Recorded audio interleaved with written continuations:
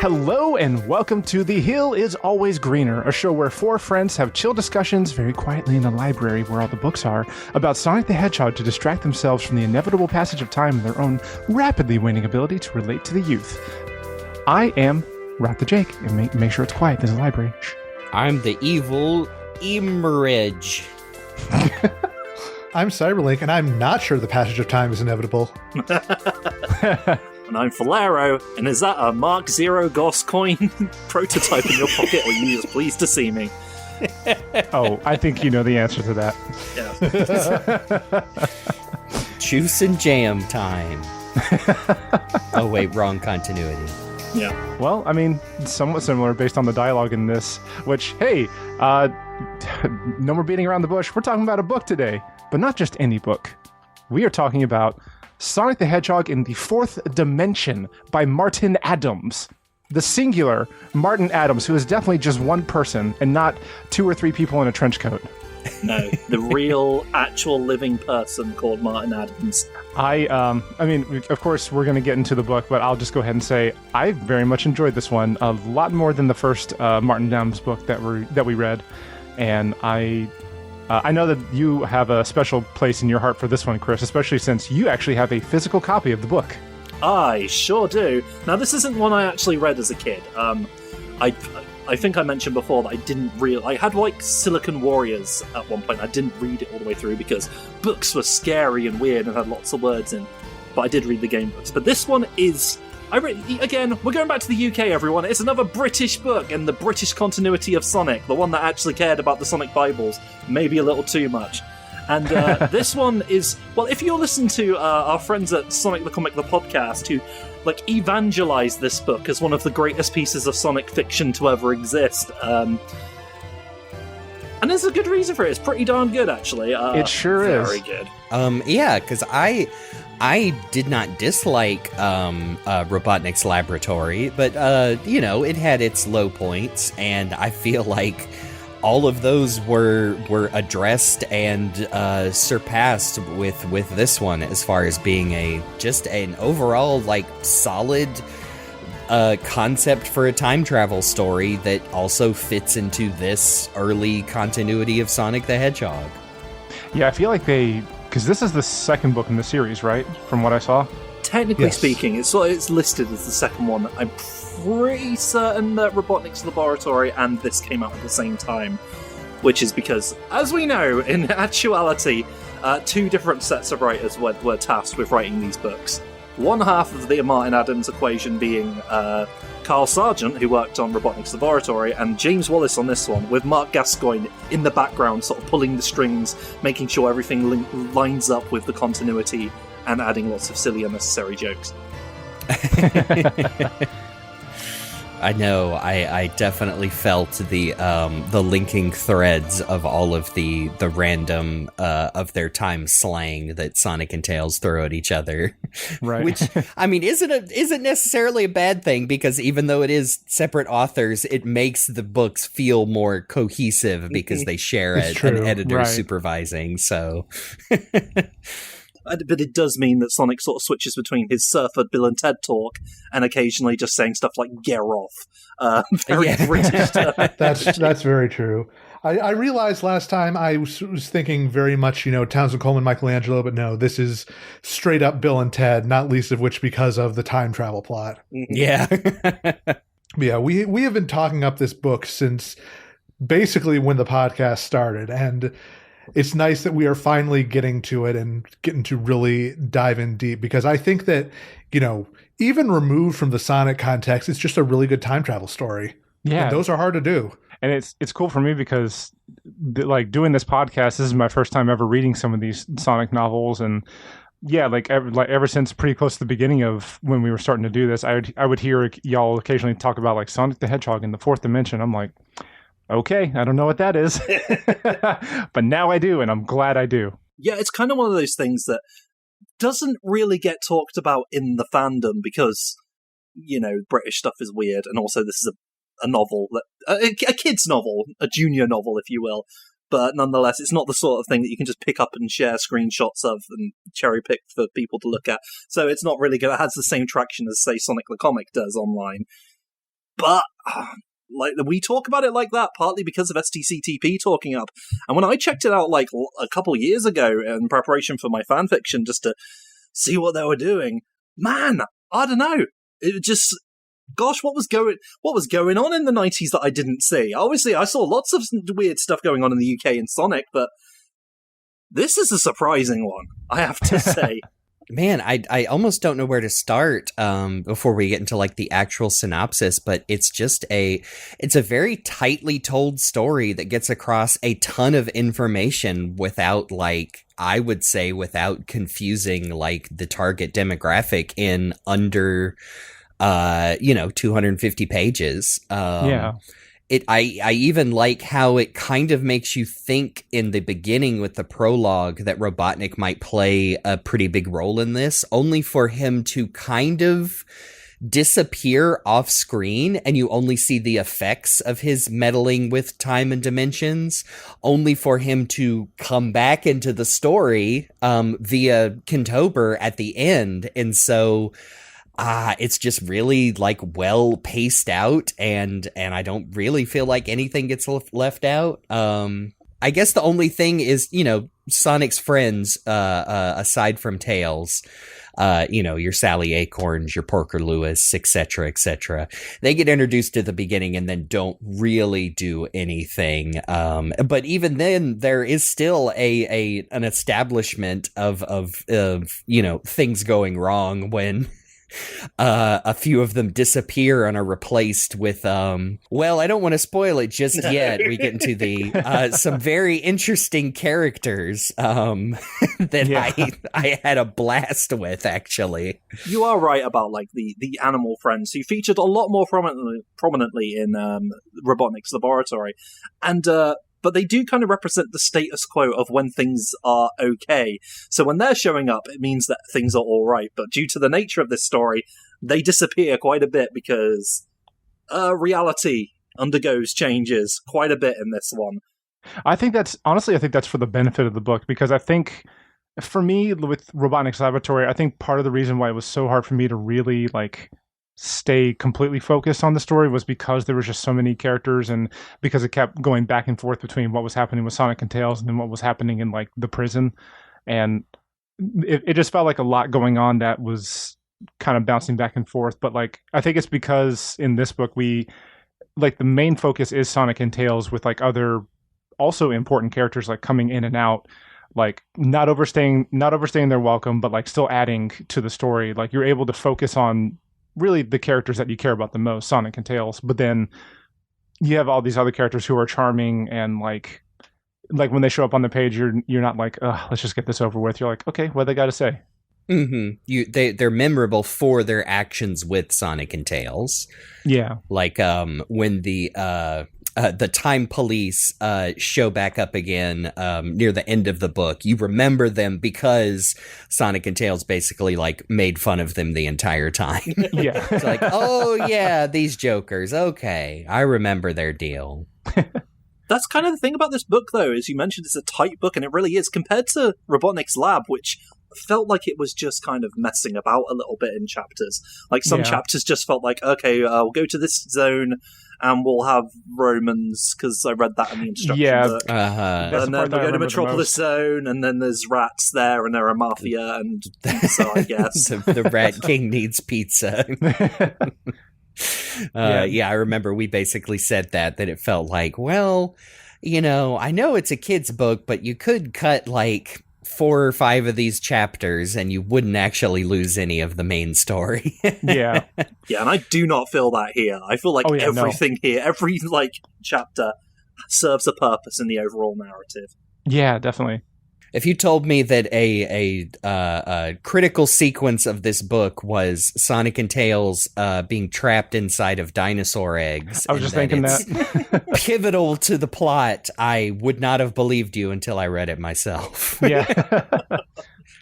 The last thing I want to say, just in general about the story, before we actually get into the like chapter by chapter, is that I was watching a YouTube video recently, and the guy was talking about like different shows and how they structure story.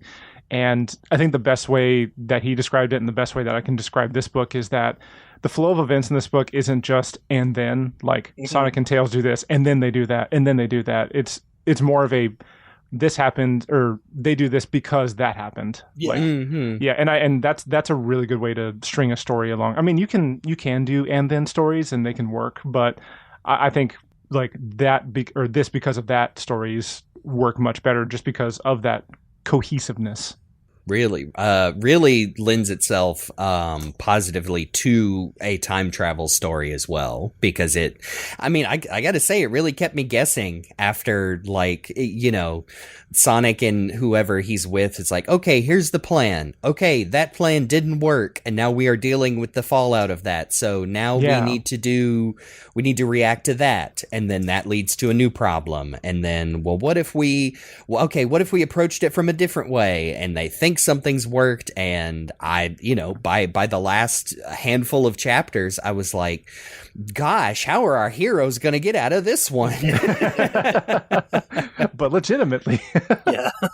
But like some of the best part in Robotnik's lab, I really like the characterization of Sonic and Tails. Like, yes, a lot of their slang and banter is quite dated, and I mean, stands out to me as a dirty Yank. But I like their dynamic because they do feel like friends bouncing off each other, teasing each other, complaining about playing video games with each other. I like that. What's the first chapter? Tails is like, "Oh, this is hard," and Sonic's like, you'll get good, little buddy. I'm older than you. I've had more time." And I'm like, yeah, that is how video games still work, right? But it's pretty cute. I also I like Robotnik's lab. Some of these action sequences, I can't help but picture like a little OVA style animations going. Whether it's Sonic and Tails like running away from bad guys, or using specially designed time travel devices. I just see like those versions of the characters with their big over exaggerated expressions from that movie and whatnot. That's kind of the thing. I feel like Sonic and Tails serve a purpose in the plot. Like, Tails isn't just there to be Sonic's buddy. Like, every so often Tails will do something to fill in for what Sonic can't do, and right. Vice versa, and usually mostly Sonic having to do things because Sonic's the cool hero. But they show, like, Sonic isn't just the cool guy. Sonic goes through stuff in this. He makes mistakes. They show that he's like quick-witted and smart, but he's also impatient, like you expect from Sonic. So sometimes he'll do something wrong and it'll mess up, and he's like, but he still needs to look like the hero, and sometimes he doubts Tails and stuff, and sometimes he even doubts himself. I don't know. Sonic's a good character in this, and Tails is a bit dim, but they show that he's also smart in other ways that Sonic isn't. Yes, yeah, I really like that. When Tails picks up on Sonic, something that Sonic is missing, or because of the nature of the third person writing, like we get a glimpse into like Sonic's inner thoughts with pretty cute and funny lines, like something that says like, oh, and Sonic wasn't as confident as he appeared outwardly, but he'd never say that out loud, or stuff like that. Like that Sonic is a person with an inner monologue that we are privy to. And which rings STC to me, because that's how it was in Sonic the comic. Sometimes you would literally see his thought process being like, oh, I don't know if I can handle this, but I can't tell them that. I'm not going to admit it myself. Yeah, I like that. And then there are even moments where Sonic makes some like split-second decisions that we don't get like his thought process of, especially near the end, and it's like, whoa, that that feels more like current modern Sonic, where it's like, whoa, that was risky and might not have worked out, but it did, so it's okay, which is always a trait I like in Sonic. So let's open up the book, which I'm the only person who can actually physically do that, but that's fine. It's fine. Oh, but I have the little animation on my iPad. It kind of looks like a page. Sorry, I've just got the little flip book here again. I wish that we could show this to you, listening audience. Oh, hey, there's a cool spot. Sorry, there's an advertisement for Cool Spot at the back because Virgin Games, you know. But yeah, as we start up, and once again we get the the Sonic story so far, which reiterates the basic Stay Sonic Bible story of Sonic and Kintabor. We get into the prologue, and it's just Robotnik being a dick. Yeah, it's a funny, I mean, complete coincidence, but like, oh, you know, like the prologue in Sonic Frontiers, where it's like, oh, it's Eggman fooling around with something he doesn't fully understand. Have to find out. What could possibly go wrong? Still doing the randomly laughing in middle of sentences thing from the last book. That's true. That must be like a Mark Gascoigne thing, because if it's right, you know, he's the one tying them together. He's overcome with the giggles. Even when he's mad at his robots. It is interesting that, like, the book very clearly describes Robotnik as looking like, you know, the classic Eggman design and not the Adventures design. Yeah, this was before they started doing that, though, I think, like in various British media. And, of course, in the book itself, there is a picture of, underneath the Sonic story so far, there is, like, a stock art picture of classic Eggman in the little, classic Greg Martin Eggman in the Egg-O-Matic dropping a spike ball. So it's just what it was like at the time. Yeah, I think that one of the things that surprised me about this little prologue bit is that I was like, oh, okay, it's going to be like, you know, Robotnik's Lab, where these chapters are super duper short, only, you know, maybe 3 to 5 pages or whatever, with a couple exceptions. But no, like, the chapters in this book are much, much longer, generally running, you know, 7 to 14 pages, twice as long as Robotnik's Lab. Like, same number of pages, over twice the number of or only about half the number of chapters. So they've got a story to tell, apparently. I think earlier I might have given away how bad my eyes are by saying this was under 250 pages, when I was, of course, reading the digital book where the page count increases with the text size. So yeah, I was going to say my one is 178. So I do like this super cute intro in the first chapter where it makes you think Sonic and Tails are fighting a robot, only to reveal that they are taking turns passing around their Game Gear, playing a video game instead. I forgot about a game called Tree Man 2 Moss Perot's Revenge, because I guess even UK children were aware of Ross Perot and his political career at this time during the 90s, right? Well, I wasn't, but I'm sure the writers of this were. Yes. No. I don't know if I'm the only American child who was introduced to Ross Perot from his caricature on the Nickelodeon sketch comedy show All Same. That. Same. What a weird thing. Oh, wait, that guy was real and ran for president? It's a very cute little moment where, like I said earlier, Tails is frustrated that he's not as good at the video game as Sonic. And Sonic basically tells him, like, you get better when you're my age. Don't worry, little buddy. A very nice, like, younger sibling thing where they're mad they can't beat you in the video game. It is funny that they're using a Game Gear, though. I guess they just exist on Mobius. And to be fair, we've seen instances of stuff like this, I think, in other Sonic media at the time.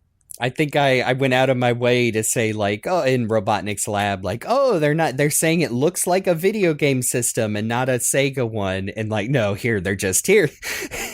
Wow, we sure are having fun on our Sega branded Game Gear, right, Tails? They're not actually playing a Sega Game Gear. Like Sonic said, he beat the game in an hour and a half. There's no way the battery would last that long. I was going to say. It's a solar-powered Game Gear. Yeah, I was about to say, the paradise that is Mobius. It's got like the Boktai cartridge stuck in it. Yeah.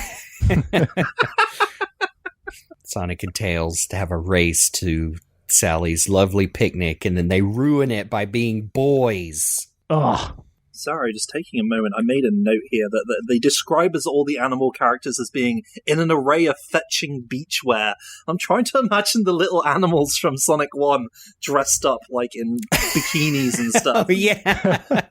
Joe Sushi in form-fitting something. I mean, I suppose the precedent for Sally Acorn in revealing clothing isn't that unusual, but that's a different Sally, not the little squirrel character here.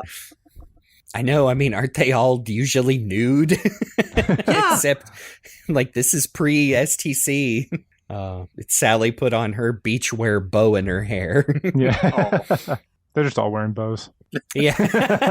Checks out. But yeah, by the way, Tails beats Sonic in a race. Totally non-canonized an accident. Sonic trips.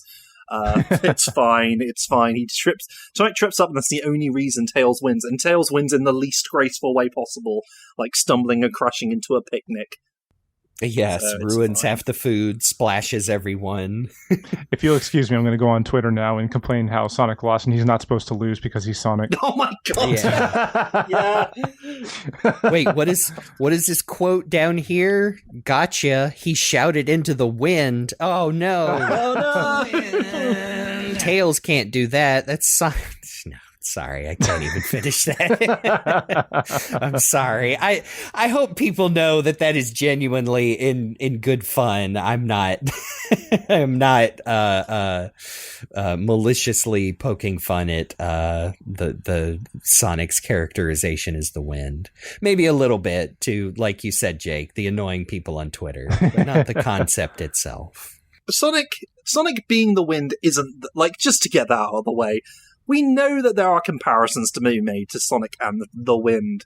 I just think some people take it entirely too literally. Yes. That's yes. the issue. That is what we're poking fun at when people say that, post some out of context clip or comic panel and they say, oh, Sonic wouldn't say that because he's the wind. And you're like, would you like to elaborate on that, fellow Sonic fan? No, they would not. Anyway. But what is it that Sonic has tripped on, causing him to lose this incredibly low stakes race? In his paws, he held a strange object made of some kind of metal. It was about 30 centimeters long, twisted and rusted, with bits of moss and lichen sticking to it. So that tells us a whole lot of nothing. Yeah, well, that's kind of the thing. It's a mystery item, which is why Sonic has to go up to Porker Lewis, who he describes as a boffin-type science dude, which is in line with STC before STC did that. So is that something in the Sonic Bibles that we weren't aware of?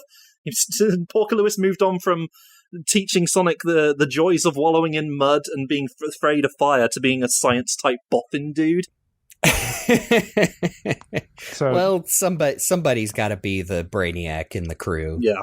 And it's not Tails yet, because he's still he's not as dim, but still a bit dim.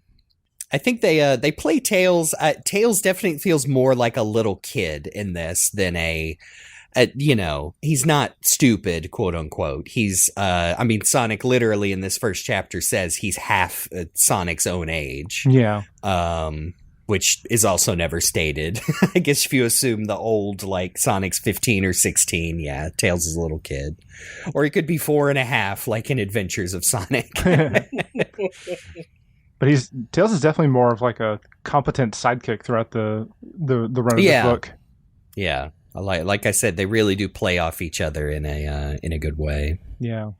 Yeah, Porker examines it and says that it's a single machine. It's not part of something bigger. And he mentions that there's a dial and a button on the side that don't work right now. Which we'll find out a little bit more about that later, I'm sure. And then Porker Lewis vanishes and he's gone forever, and Fangu's like, oh yeah, finally. And then the food goes away. Oh no! Actually, that does happen first. They're like, look at this mess. There is no mess. Oh. The picnic vanishes. Things start changing around them. And then slowly but surely, it's become... the other characters stop being like, no, it's always been like that. What are you talking about? They start gaslighting Sonic. Yeah, pretty much. Because suddenly it becomes the Brown Hill Zone, where they've lived for all their lives. This is where we're introduced to, now how do we say this? Carry the Koipu, is it? Yes. In fact, y'all remember me in the chat. I popped off because I realized I know what a koipu is. It's an animal. It's a large rodent that kind of looks like a cross between a beaver and a capybara.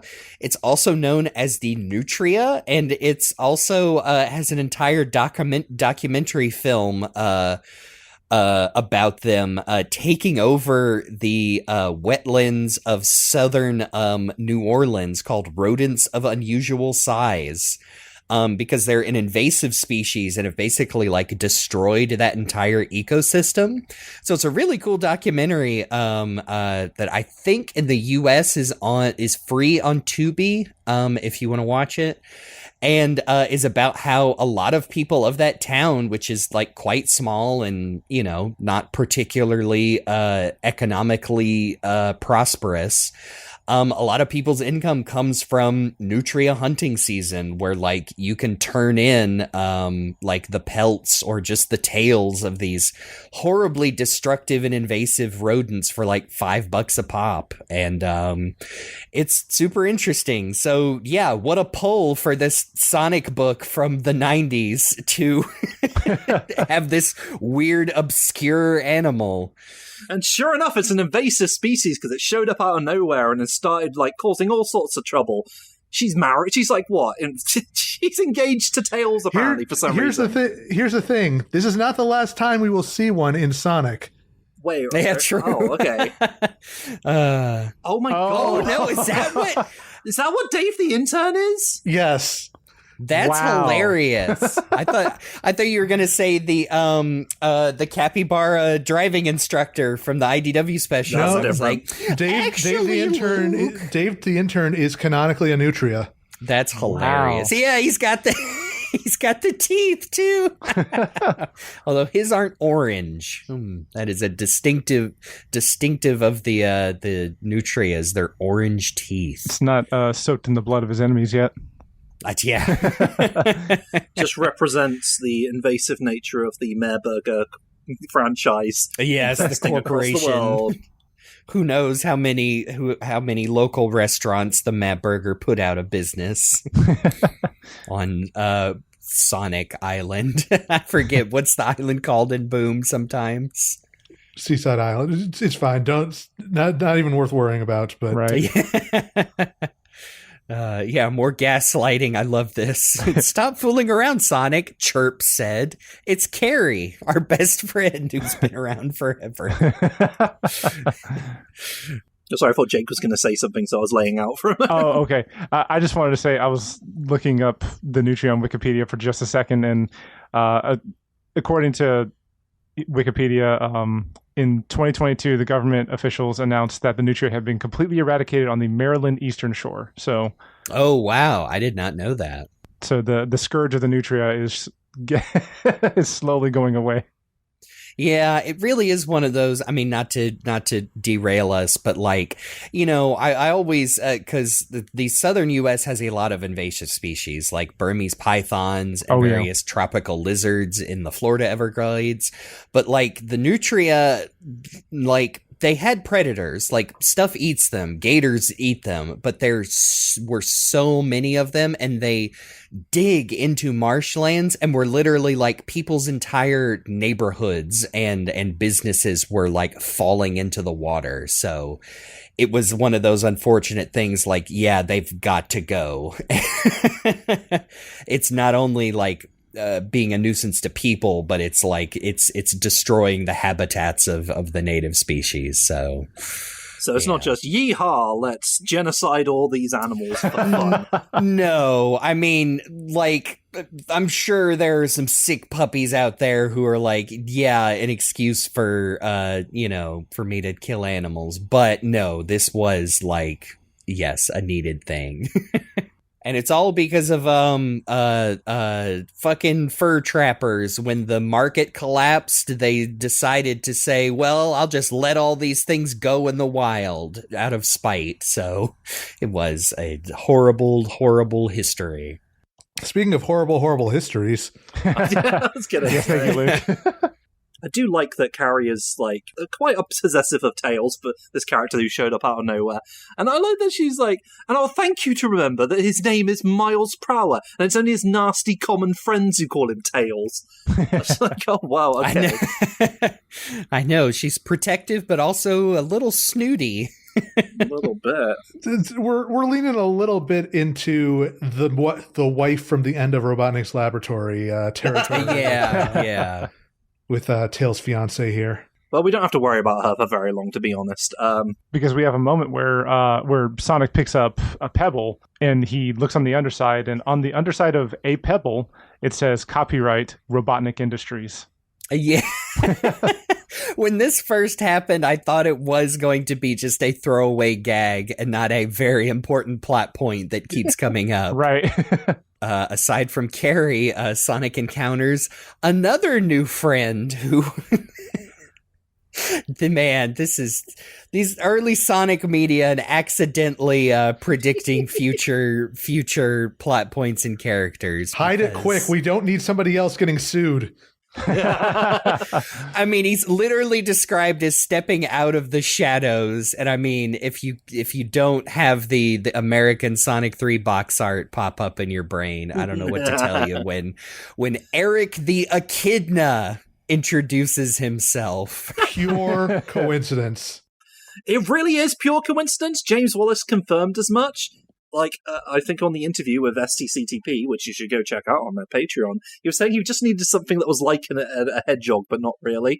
And so he picked the Echidna, not knowing the future, my god, the history of echidnas that would plague Sonic media throughout the future. Oh, man. Speaking of invasive species. Oh, by the time where some writer gets his hands on them, I tell you, they are all over the place.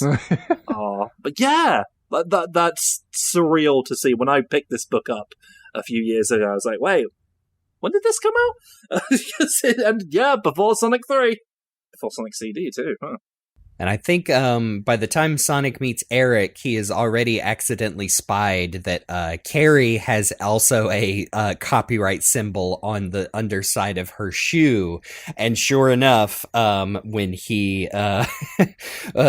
pretty politely asks if he can see Eric's shoes, he just starts kicking at him. And yes, has the same copyright Robotnik symbol on him as well. So, ooh, these characters, they're not on the up and up, I would wager to guess. And anyway, Sonic goes into a portal.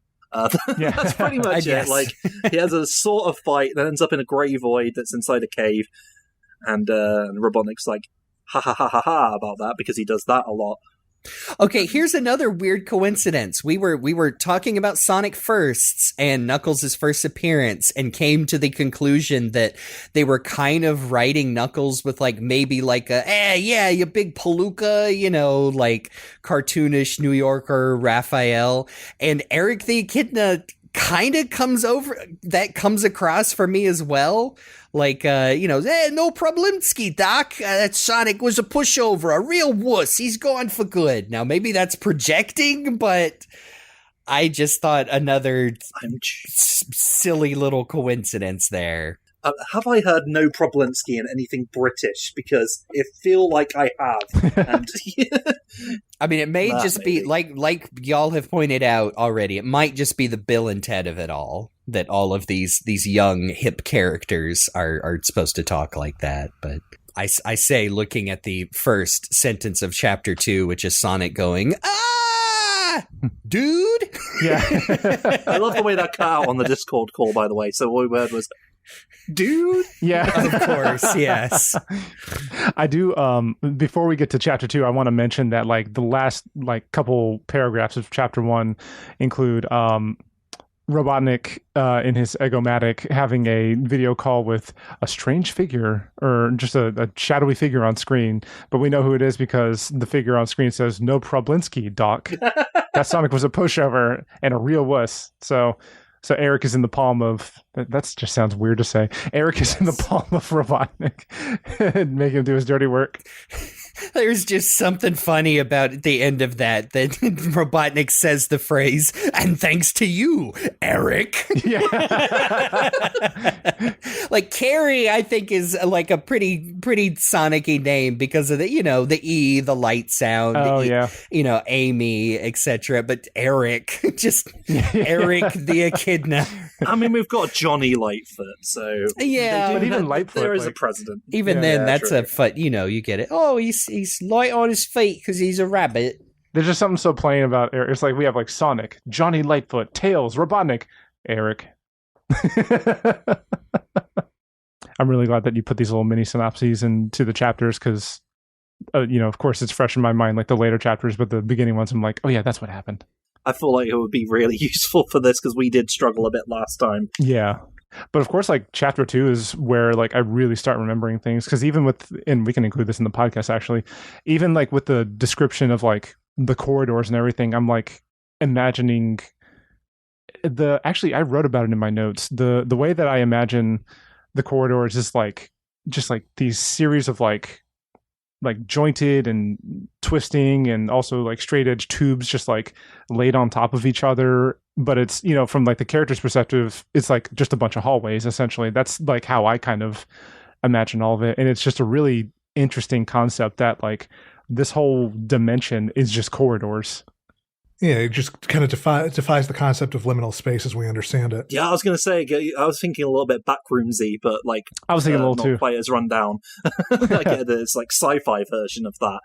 But that's where Sonic ends up, by the way, everyone. He ends up in the fourth dimension, and might as well just call it that because that's what it is. Because no, actually, he starts off in a grey place, and then he ends up there's this weird grey place, and then he ends up in the fourth dimension, which is just a load of corridors. The whole thing feels like very Hitchhikers or like Old Who in a way that like, Sonic has always been a little bit sci-fi. This feels like leaning much harder into sci-fi tropes. Yeah. In this chapter, and like we spend a pretty good amount of time on the first chapter, and I think as we keep going through these chapters, unless something big stands out, we'll kind of like try to get through quickly, especially because we don't want this episode to be 4 hours. It's fine with like the amount of time it takes actually varies depending on how far you are into the episode. In this chapter, like we said, Sonic and Tails end up in this gray space before they actually end up in the fourth dimension with all the corridors and everything.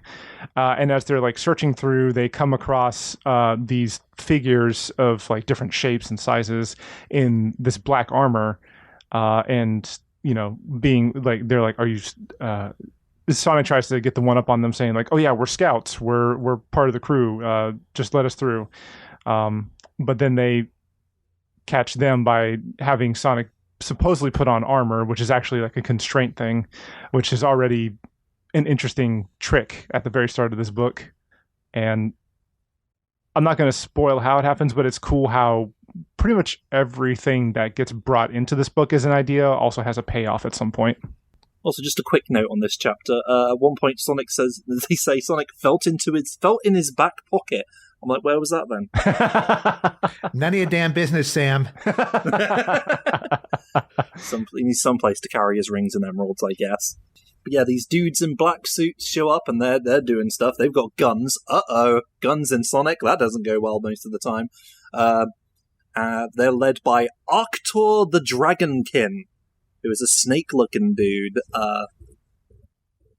More snake than dragon at this point, but we'll get to it. I know we did this with Egor last time, but what do you guys imagine Arctus looking like? Because again, there are no visuals in this book, so yeah. They do, because they do describe him as looking snake-like, so I guess he's one of those kind of dragons, I guess. Yeah, because I know they describe him as dragon-like, but in my mind, he looks like a blend of Lord Hood from Archie and like General Scales from Star Fox. Oh, that's a good. Oh, yeah. I like that. Because we're not seeing all of him at this point, by the way, because he is wearing a black suit and they're covering up 2 protrusions, which you can make. Well, yeah. No, actually, no. You probably shouldn't imagine that too hard. But nevertheless, interesting that we're like, first off, we have like our real animals, and now we're getting into mythological animals, if you will. Yes. When I first came across the character, I thought of like this card from Yu-Gi-Oh, the Garuzis, the what's the name of that one? Rude Kaiser. Yeah, I can definitely see where you would get that impression based on the description. I think that's a good point of comparison. And Joey West is somewhere in the back going, Rude Kaiser. Yeah, Sonic tries to take the non-violent option with these guys by tricking them to be like, don't worry, I'm just an advanced scout. Yeah, sure. And he has to give like a fake report on what was going on somewhere. Yeah, but you can expect ambushes in sectors FS5, TV21, and BPM 140. Yeah. And as Arctur puts it, are you sure? BPM 140 is in the techno zone. It's music joke. Yes. But yeah, like, and you might like say like, oh, well, and then Sonic gets trapped, as you pointed out, by like, oh, just step on this thing and you'll have armor. Haha, psych! It's a trap, and you're going to get stuck here. And then some people are going to come around to torture you, which is fucked up.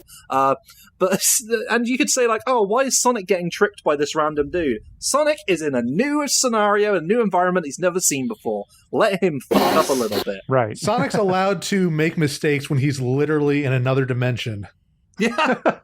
Which is a sentence we never thought we'd have to say, but there you go. Well, some people would say when Sonic moved to another dimension, there were a lot of mistakes made. His rocky transition into the fourth dimension. Sonic's rocky transition to 4D. Yeah. But then Tails shows up and lets him out by talking to the suit. That's how it works. Yes. No, that is legitimately how it works. You just can't do it yourself. Yeah. Seems like that would be easily exploitable if there were just, two people there. Yeah, no, really, actually. But it's convenient and it gets the situation moving. Oh, also, Tails is there because Carrie just dropped him in there, so, I guess we can't trust Carrie. Who'd have thought about it? But yeah, Tails, helps Sonic get free, and they go on the run when they finally run into a couple of humanoid, at least, if not straight up human scientists in jumpsuits. Further emphasizing that, this is not the world that Sonic thinks it is. Right. Or whatever. Yeah, I do like that Sonic's like, oh wait, humans? Literally the only experience I've had with those is one of them turned evil, so he doesn't trust them right away. Right. That makes sense. Yeah. Nor should he. Correct. But he encounters Agent Grey and Agent Orange, named... Uh-oh. Yeah. Oh, wait. Oh. Google that one, kids. Which I feel like there was kind of a missed opportunity here with the naming conventions. Like Agent Orange is fine, but well, not from a historical, but in the book it's fine. But I feel like they could have had a mirror kind of thing of having Agent Orange and then like Agent Blue, or if they want to be more creative, Agent Cyan. Yeah, I think that Sonic and Tails do that later in like one of the last chapters, and yeah. I kind of thought something similar. What is it like? Sonic calls himself like Commander Orange and Professor Blue, or something, and it's like, oh yeah, like the originally. But yeah, I mean, I get it's also easy, an easy way to remember these characters too, because they do start introducing a lot of them. Yeah, and they basically just like fill Sonic in as to what's going on here. Those are the mythos creatures that are they don't, they're all like mythological, I suppose. Animals, beings and animals that might have existed but didn't. Oh, it's the thing that doesn't exist. Oh my gosh. Yeah, things like he said like two-headed dogs, mermaids, orcs, elves, and of course dragons. And the Great Bungo of Thrub, whatever that is.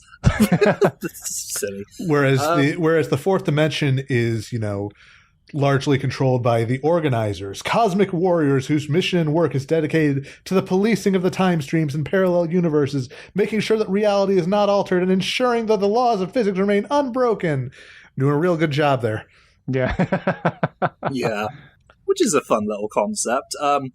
They also introduced the what the object was that Sonic found in his, and he is keeping in his pocket, I suppose. Is a new organizer time machine, the Mark-0 Gauss-Coyne prototype. Yeah, you can use it to edit the past. I like that. I don't know if it was James Wallace or Mark Gascoigne himself who put that there, but I like it. It's pretty funny. I do like Gray's explanation of their job, where she says, and this is just a passage from the book, our job, she explained, is basically to make sure that nothing goes wrong with history and that nobody starts fiddling around with it. It's a real nightmare. You have no idea how often some gonzo with ideas of universal domination invents a time machine and goes gallivanting off into the past. First they kill their own grandfather, then they tread on a butterfly, and before you know where we are, history has split itself into hundreds of thousands of possible futures, like some huge piece of rope that becomes unraveled at one end, and it's our job to weave them all back together. Or if possible, stop them unraveling before they ever start. It's hard work, I can tell you. Of course, she says all this, and then Sonic's mind is just on mythos creatures. Yeah, I can think of at least a couple of instances where some fourth dimensional intervention would have been very, very helpful. But Solaris, you're never coming back. But then they take him to. They basically take Sonic and Tails to the Science Council. Along the way, Sonic encounters a load of scientists out there waiting to get their inventions looked at, and Sonic is beginning to wonder if perhaps all humans were like this. And yet, all Sonic has seen of humans so far is they're all scientists. Yeah, it's kind of funny if you think about it. Yeah, and as we discover, this book actually has three main villains. There's Robotnik, there's Arctis, and there's corporate bureaucracy. Yeah, basically they're given the, it's the old joke. Here's it's your ticket, and then you come in and what was the number again? Yeah, the fourth dimension is basically the DMV for time travel. I know they mentioned several times that the fourth dimension is like literally an infinite like office of corridors, but only about like 10,000 of these people actually live here.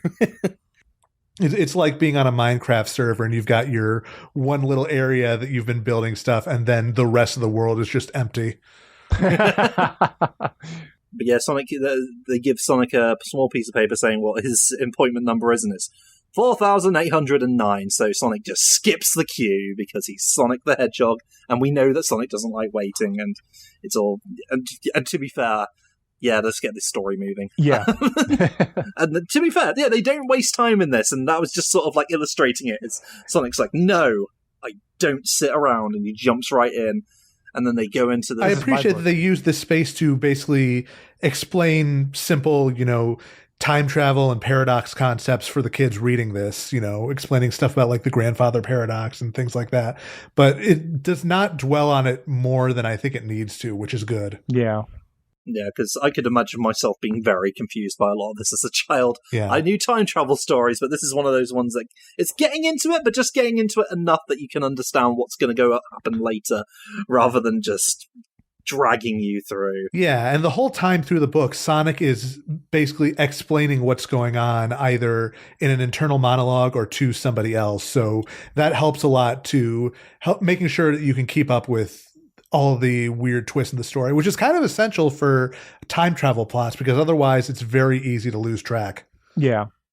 I think there was a couple times in the book where some of the time travel stuff like tripped me up a little bit, but I think that was more so later in the book when we were like kind of like getting to more climactic events and things. Yeah. But it definitely helped to have a character kind of, I think like in a way that works story-wise, kind of like assessing the situation and thus explaining to the audience, like, hey, this is what's happening right now. Basically just kind of a checkpoint of here's what the plot is right now. It's okay to have a little bit of hand-holding in a time travel story, as long as you write it like this, where it's character-driven and not just word vomit. Yeah. So Sonic skips the queue, gets into the Science Council chamber, and I love the description of the council. Every desk was occupied by someone or something. They all wore long gold or silver coats. Most of them were human, or looked like they were mostly human. Some definitely were not. There was one being who looked like a huge furry beanbag. Another appeared to be a small tree. Another was a big insect with antennae that switched slowly in Sonic's direction. One place was occupied by a gold coat with nobody in it, but it seemed to be sitting up and watching him. Sonic guessed there was something wearing it, only they were invisible. Other members of the council defied description. They had too many arms, or not enough heads, or were made out of stone, or jelly, or chocolate. About five of the desks had TV screens sitting on them, showing pictures of attentive faces, both human and alien. Like, I think that's a really good, world building, establishing that, hey, yeah, this stuff is super unusual and beyond what Sonic would normally encounter. But at the same time, it does also kind of bring into question why they are persecuting the Mythos creatures, because when you're thinking of things that cannot or should not exist, it seems like there's not a small number of them sitting on these council seats. Right. I'm sure it's fine whatever reality they come from. Yeah. When I first read that part, I kind of got like just a mental image of like Men in Black, like the movies. Yeah. Oh, for sure. But the one leading this, like the head of the science council, is a young human girl, and they describe as probably not more than 9 years old, but still wearing like one of those fancy decorated gold coats, and just looks and yeah, she's just the head honcho dressed up in all this fancy regalia, and she's a baby.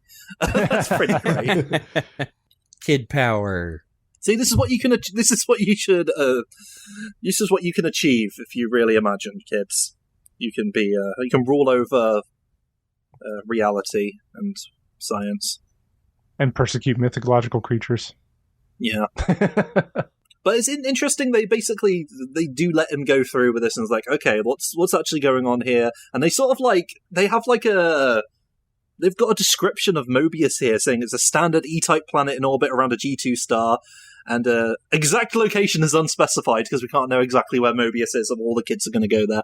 And say Sonic is a A3 status hero, and weirdly, they say that Dr. Robotnik is an anti-hero, and I think that has different meanings these days than what it might have when they wrote this.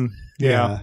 I can't remember if it's here or later in the book that they establish that the fourth dimension keeps the location of Mobius classified because it's deemed like a paradise, and they don't want other people to know the location of it and potentially interfere with it. Right. Keep those Sonic fans out. Oh yeah, they're the ones that need to be kept out the most. Yes. They're the ones who should be persecuted. They're not allowed to go on vacation to Station Square. Yeah, they basically decide, all right, well, why don't you give us some evidence? So they basically send Sonic and Tails off with a dimensional warper, or at least they send him to get one to go out there. But the thing is, they discover that over time, over minutes, Robotnik's threat rating is basically going up. His technological rating is growing higher and higher by the moment, so I guess he's grabbing more technology and doing stuff with time. Uh-oh. And he's messing with the timeline so much that it's becoming worse and worse, and so his threat level keeps going up because of that. Yeah, so they send Sonic and Tails off to get one of these dimensional warpers, but on their way, Arctis and his Mythos cronies show up to interrupt the process. Yeah, basically they go to a storeroom to get the thing. Arctis shows up, and they were just like... Tails is like, oh, well, you seem very big and intimidating considering you're an imaginary creature. And he's like, I am not imaginary. That's a despicable lie perpetrated by those foul organizers. That's something about that. You can't use that word. I'm not weak. There is a very interesting dynamic where these mystical guys aren't supposed to exist, but they do. I mean, obviously, I don't think we're getting into X-Men levels of allegory here, but I mean, it is just an interesting all of these, these folks who are supposed to be only logic and science, but they're denying the things that they can perceive straight in front of them, right? Denying their personhood. I mean, yeah, I was thinking that, especially as I was reading in the later chapters. They're literally right there. Which was something I got confused about the first time I read this book a couple of years ago, where at first I thought the Mythos creatures were, they're actually just, things that seemingly defy logic and science. But I misinterpreted the first time as being, things that literally could not exist in the sense that they are from all the timelines that didn't happen. So it's you've got the one true timeline, and then you've got the Mythos creatures, which are, basically remnants of the timelines that never were. Right. And what is actually happening here is they're just being like, no, they actually do exist. They're just being denied existence by these people because they don't line up with what they understand the reality to be. Yeah. really makes you think. No, I've like I said it before, I'm actually really pleasantly surprised with how this all works out in the end. Yeah. So to get out of the sticky situation, they're able to get their hands on one of the black armor circles that previously entrapped Sonic and like kind of slide it over just enough without Arctur seeing it for him to step forward and step on top of it. And then once he's fully on top, Sonic tells it to wrap around Arctur. And let's see. Yeah, when it happens, he struggles and then he just can't move at all. And he says, "What have you done to me?" Sonic says, "Only what you did to me, dude. Just desserts." Well, just deserts, actually, according to my copy of the book. Oh, yeah. The slight typo, but that's fine. Oops. Yeah, because they established that like you can't free yourself from one of these suits with a voice command. Someone has to do it for you. It's like a built-in failssafe. Yeah. Also, by the end, I don't know why I pictured Arctur's voice as like a Sean Bean. Interesting. like a very noble, like instead of a like a lizardy, high pitched, sneaky. Oh yeah. But not like, "What have you done to me?" kind of thing. Annoying bird, I am the great Arctur. This can't be happening. Yeah, more N64 Leon than Star Fox Assault Leon. But then they once that's all taken care of, Grey and Orange basically argue about which version of the dimensional warper they're going to use, and they make lots of silly little jokes about one of them has like quad sound 32-bit processor, self-contained nuclear fusion power pack good for 8 years or 5 million dimensions, teletext, which is a very British thing, split level grill, no tricks, no unpleasant bending, fully functional, and it comes with a 3-year guarantee, 1 first prize. Silly things like that. It's just funny. Yeah, no, they managed to warp to Green Hill Zone just before Arctur breaks in, but Green Hill's looking a lot more like, oh God. Oh God. Yeah, it's rather nasty now. There was a burning smell in the air, a foul stench of plastic, rubber, and tar. As Sonic looked around, he could see where it was coming from. They were somewhere else. Over in the distance lay a huge pile of mangled machines and equipment, heaped together to make a huge, steep mountain of scrap. Tiny figures moved across the surface of the mountain, and the lights of fires flickered inside it, occasionally blazing up to leap high into the blackened, smoke-filled sky. So yeah, it's bad. Yeah. Yeah, Sonic really should have gone back into the past and taken care of the robot teleporter first.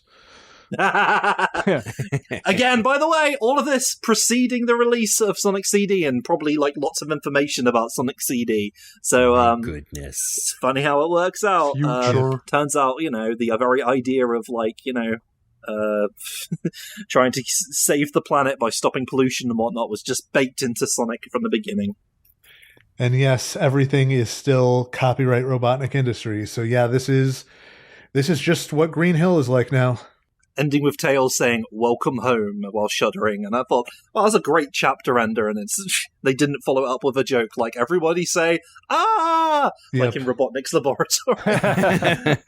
They are briefly interrupted by the arrival of Johnny Heavyfoot as. Oh yeah, this is a pretty funny sequence too. They just he made horrible clones, and he's a Type B, which means he's big, brawny, and brainless. So Sonic again, quick thinking is like, well, I'm a Type S for speedy, spiky, sharp, and super cool, and Tails is a Type T for talkative, two-tailed twit. What a pal! So rude. Yeah, but Sonic doesn't. But that happens. Also, Sonic doesn't like it here. In fact, Sonic hates this place. He hates it. Hate. I can't believe Sonic would hate something. So anyway, I like how immediately after this they are, they're running into a cave, and Sonic's like, "It's covered in oil and smeg. Going down is going to be slippery and tricky." And Tails just immediately like, "No problem for me," and starts flying down. Talkative two-tailed twit, eh? Sorry, but oil and smeg. Yeah. I mean, everyone was watching. All the writers were watching Red Dwarf there, but also, of course, they were horrible imagery of that. And basically, they go. Sonic has to risk life and limb because Tails got knocked at him. So to get into the underground base, which they worked out was where Robotnik is, and they go looking for stuff. But Robotnik's also there, and he's in an even bigger Eggomatic. And to be fair, James Wallace apparently understands how the Eggomatic works in this one, unlike Carl Sargent, who sort of had them as automated things. No, he understands that's the thing that Robotnik rides in. I don't want to poo-poo on Carl Sargent, but I feel like stating facts. I feel like the writer of this book just kind of not only understands things better, but maybe just writes a little better. I feel like I've heard that Carl Sargent is better in other books, is the thing, but yeah, he's kind of known for doing real fast books, pumping stuff out, and maybe sometimes the quality control wasn't always at its best. Yeah, great writer apparently, but the last book wasn't the best when it comes to this sort of stuff. Yeah, and plus Meanwhile, James Wallace I think he mentioned he wrote off a Sega Mega Drive as a business expense, so he could write this in 2 of the game books. Nice. So that's great. He knew the games at that point. Yeah, and plus we in the first book we speculated that they were probably on a deadline. They probably had a page count to fill, so there was there's more than likely external factors. Just I'm just, and again, not trying to speak ill of him or poo-poo or anything like that. I'm just saying that we've already compared it, but I'll just say it this last time. This book just reads and feels better than the previous book, and I think it's just interesting that even though it's I keep making the joke of 2 people in a trench coat, the second person in the trench coat I feel wrote a better book.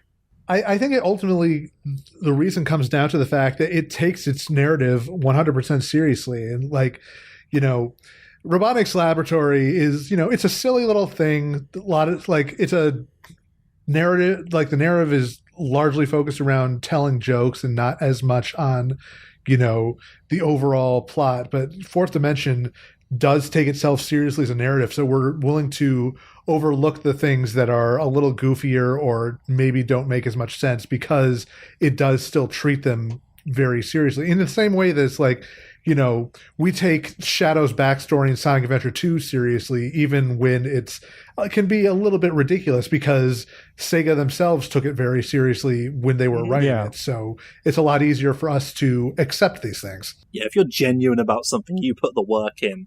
I feel like people can tell. And this guy wanted to tell a real time travel story. So yeah. We feel that here.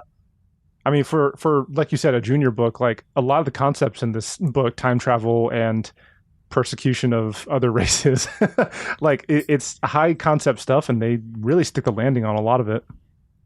Yeah, Robotnik comes in a bigger version of his Eggomatic, the Eggmeister, I think they called it, and it's cooler and more advanced because he's had more time to do technological things, and Sonic and Tails get their butts kicked for the most part, and yeah, real threat here, I think. I quite like this scene.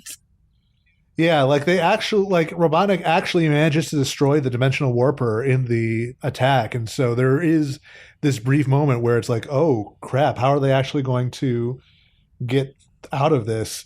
But while they are, in this storeroom or whatever, they find Robotnik's original time machine that he used to go back and make all these changes, and uses it to warp away, which is really good. And they need to warp away because Robotnik says, oh, I know you two are orphans, so I couldn't find your family to kill them so you were never born. So I'm going to go back to send robots back to the past to find the first Hedgehog and Fox and kill them. So you're going to blink from existence. Right. And I suppose that is one way of beating Sonic and Tails.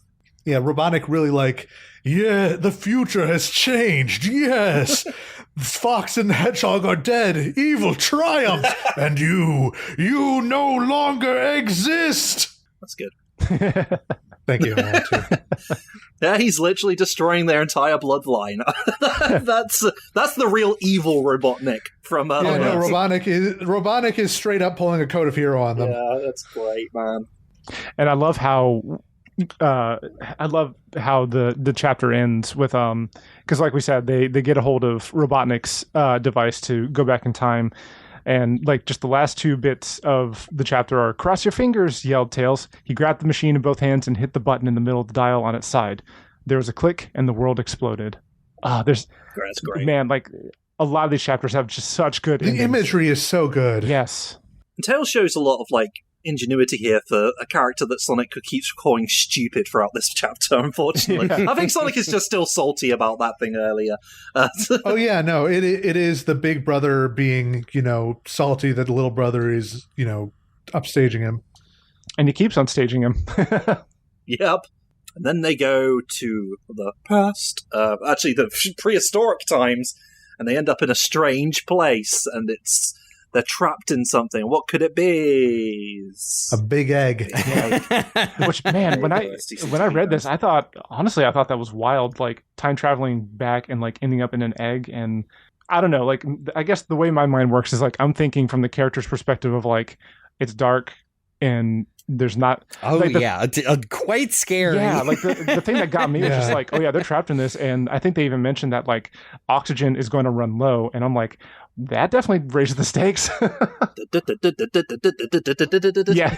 Bum, bum, bum, bum, bum, bum, bum, bum. It's pretty cool. Then they get out and they think they're in trouble, but it's just a big mummy dino who thinks that they're her sons because she can't tell that they're a fox and a head. No, it's cute.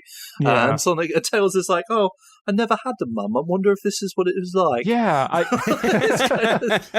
like we can laugh about it, but I also just very genuinely took that as like very sweet and sincere. Like they do keep bringing up the orphanhood of Sonic and Tails. Yeah. I just think it's such a sweet reflection for Tails in this chapter to be like for a little bit he actually like in a way almost wanted to stay with it because he never knew his mom, and so he wondered if that's what it felt like to have a parent for a little bit. And I'm just like, oh man, that's deep and sincere.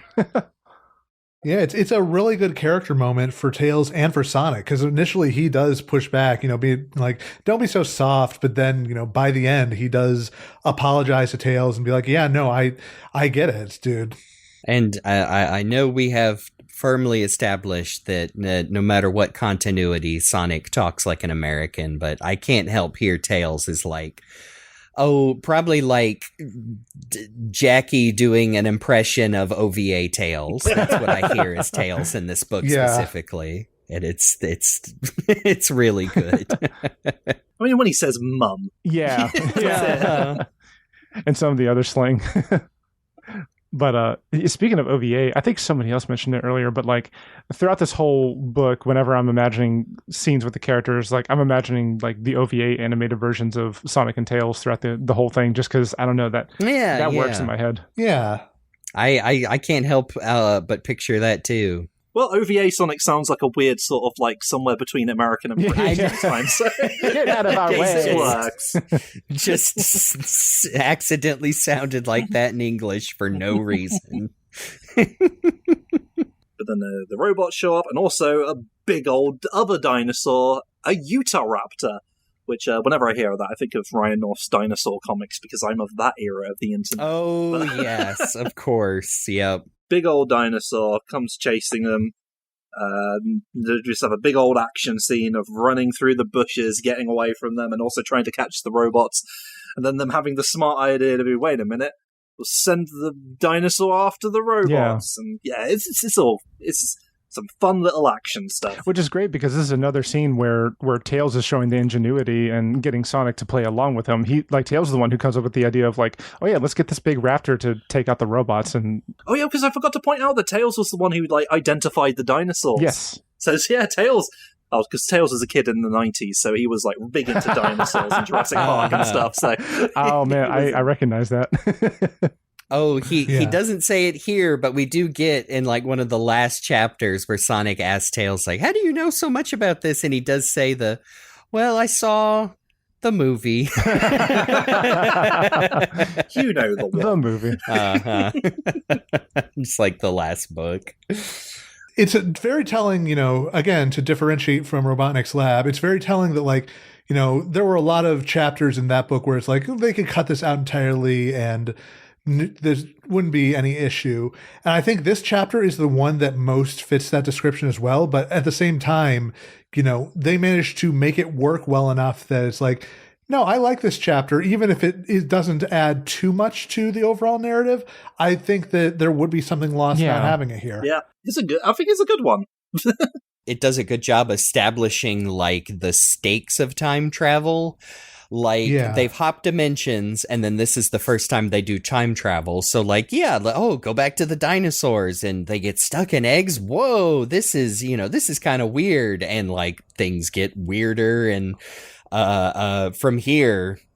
Yeah, I do agree that if any chapter of the book were to be cut out, this one would probably be the most likely candidate. But at the same time, if I knew that this chapter existed and then it was cut out, I would be missing out on the emotional resonance of, Tails reflecting on wishing he had a mom, and then also the chance to see Tails hatch a plan and have Sonic follow along. Yeah. Mm-hmm. I think the most important thing from this chapter is Tails showing ingenuity and showing that he can come up with a plan too. Yeah, and that's honestly really welcome. There's a lot of classic media from this era on both sides of the pond where Tails is just kind of the hanger-on who follows Sonic's lead or who only gets his time to shine when Sonic isn't there. So it's cool to see, a whole sequence where he's the one calling the shots and Sonic is following along, and it ends up working out really well. And even though throughout the book Sonic is the one coming up with most of the plans or coming up with on-the-spot things, there's still parts of the story where Tails is the one who's putting an idea out that works. Yeah, it's really more of an equal partnership, which I always appreciate. Yes, definitely. Dynamic. Now, this chapter does have an early Hedgehog and Fox, not only together, weirdly enough. I guess that's a sign of just how it's going to be in the future. Destiny, Hedgehogs and Foxes, always friends. But also they were alive during dinosaur times, and you know what? It's Mobius history. It's fine, I suppose. They survived whatever it was that killed the Mobian dinosaurs. Oogtar no understand Mobian history. Unga bunga Fox Hedgehog. We had Tails mentioning, oh yay, we prevented a paradox. Is what suddenly summons Jean-Claude Van Damme's time cops to arrest them on behalf of the fourth dimension. Because they're just you're trying to kill your granddad, aren't you? Yeah, I've seen that 100 times. Everybody's always trying to kill their granddad. So they get arrested, taken back to the fourth dimension because they've been doing some naughty time travel to stop themselves from blinking out of existence. Basically, we're making fun of these guys because the book does that. The book, the time cops, the whole thing is that they're crap. It literally says in the book that they've never caught a perp. Never ever. The only named ones we have here are Sergeant Carl and well, at first it was Captain Sir, and then I realised no, his name is actually Captain Sir. That's his actual government name is Sir. It's a good bit. That's a good Which bit. when they mentioned Carl, I think of Carl Urban, and then I think of Dredd. Yeah, Dredd. I am the law. After the Mark-0 Gauss-Coyne prototype and Sergeant Carl, I'm surprised James Wallace didn't sneak himself in there somewhere. Oh right, that's right. For some reason I didn't pick that up. That's cool. That's good actually. But the 9-year-old girl returns to basically chew out the time cops, demote Captain Sir, promote Sergeant Carl, and since Sonic has managed to bring back the time machine, that's all the evidence they need to indicate that, Robotnik stole this. Nastiness is afoot. Sorry, just the fact that when the girl, who, by the way, is identified as Elder J here, rides in on a motorcycle because she's cool. Yeah. And I'm just hearing, do you hear all of me? Running through my destiny. Does the Akira slide like in the Sonic 3 movie trailer? Yes. Along with Elder K, her grandmother, who is ranked lower Further than her. lending That's pretty further good. lending credence to my thought of Men in Black, because J and K. Yep. I'm glad glad you make that comparison. So this was before the movie. The comics were out, but the movie was not. So it could go either way. But yeah, sorry, I was looking at my notes and I forgot on one page I was like, Sonic really is at the mercy of these dudes with guns. Why does he simply not kill them? To be fair, like in my mind, I'm like, man, Sonic really is being held against his will, and would that? I mean, it's happened in Sonic before, but why does he not simply spin attack them and break their necks? That's what we need from Sonic, Sega. Too easy. At least the beginning of the chapter, it works out for him and Tails to be captured by them, because them going to prehistoric times is because they don't have their own time warper, and they only got there because of Robotnik's, but they don't have it in the prehistoric times. So they're their ticket back to the fourth dimension and then getting things back on track. And basically, Jay is just tells them all off and goes and takes them to her private quarters, which is an actual 9-year-old girl's room, and it's all messy. And Elder K is like, "Oh, you should clean up. Sorry, Nan." And that's how we find out that they're related, and it's very funny. And there's a Game Gear poking out from under her bed. So of course, because she's a cool kid from the 90s. Forget about the Game Boy, Game Gear. They have a bunch of fast food because that's, that was the thing before chili dogs happened. And Sonic is like, I have a plan, but I've got to explain some backstory first. And we get a surprisingly detailed version of the backstory from the Bible, more or less as it was printed in Stay Sonic, but with some details changed here and there. Like, it confirms that Kintabor was an off-worlder who accidentally crashed on the planet. And, the original accident was the result of Kintabor trying to use the rock without the gray emerald as the stabilizer. Yeah, they deliberately... They fill it in and tweak it out a little bit. They tweak it a little bit for the purpose of this story, too, I noticed. Like, little things that are going to come pay back later. It's pretty good. Yeah, and it's helpful to have that there because, this could be somebody's first piece of Sonic media, so they aren't going to necessarily have read Stay Sonic or, STC was still in its very early days. And obviously, none of that stuff is going to be in any of the cartoons. So it's it's helpful that they have this full summary of the events as they were understood to give that very necessary context, because if you don't have it, you the book doesn't really make sense without it. Yeah, that's the thing. We need that for what's coming next. By the way, just a quick note. Let me see if I've got the right page here, but they talk about Kintabor's experiments with chaos control. Yeah. That's interesting wording there. Suppose that's what he's doing, though. Just not in the way that we sort of think about it. The search for the Grey Emerald had gotten nowhere, but Kintabor's experience with chaos control had progressed further and further until the scientist was certain he could control the 6 Chaos Emeralds using his retroorbital chaos compressor, or ROC for short, without having the 7th to neutralize them in case anything went wrong. Oh, the folly of man. The hubris of science. I really appreciate this section from a creative standpoint, because it is exposition and talking about basically, like we said, like rereading the Bible and tweaking things for the story, but it's also being told from the point of view of Sonic. So it's a narrator who's trying to sound like the overall omnipotent narrator, but then you have little parts where in this one paragraph it says, "One fateful afternoon, I mean Sonic was playing," and so that's just a nice little detail that I'm glad that they didn't forget when they were writing this section. And they still keep some ambiguity about what actually caused the accident. Right. What exactly happened next is like anybody's guess. The machine may have overloaded. The pressure of a whole planet's chaos energy may have proved too much for 6 emeralds to contain. It's possible the Kintabor, distracted by the presence of a smelly egg, mistyped a command. And I'm sure it's the sort of thing that keeps Sonic up at night, wondering how and why this happened. He's about to find out, because as he finishes telling the story, he's like, okay, so now that you have that context, here's my plan. I'm going to go back in time and undo the events that turned Kintabor into Robotnik, thereby preventing him from ever finding the time machine and using it to alter the past. That's one way of doing it.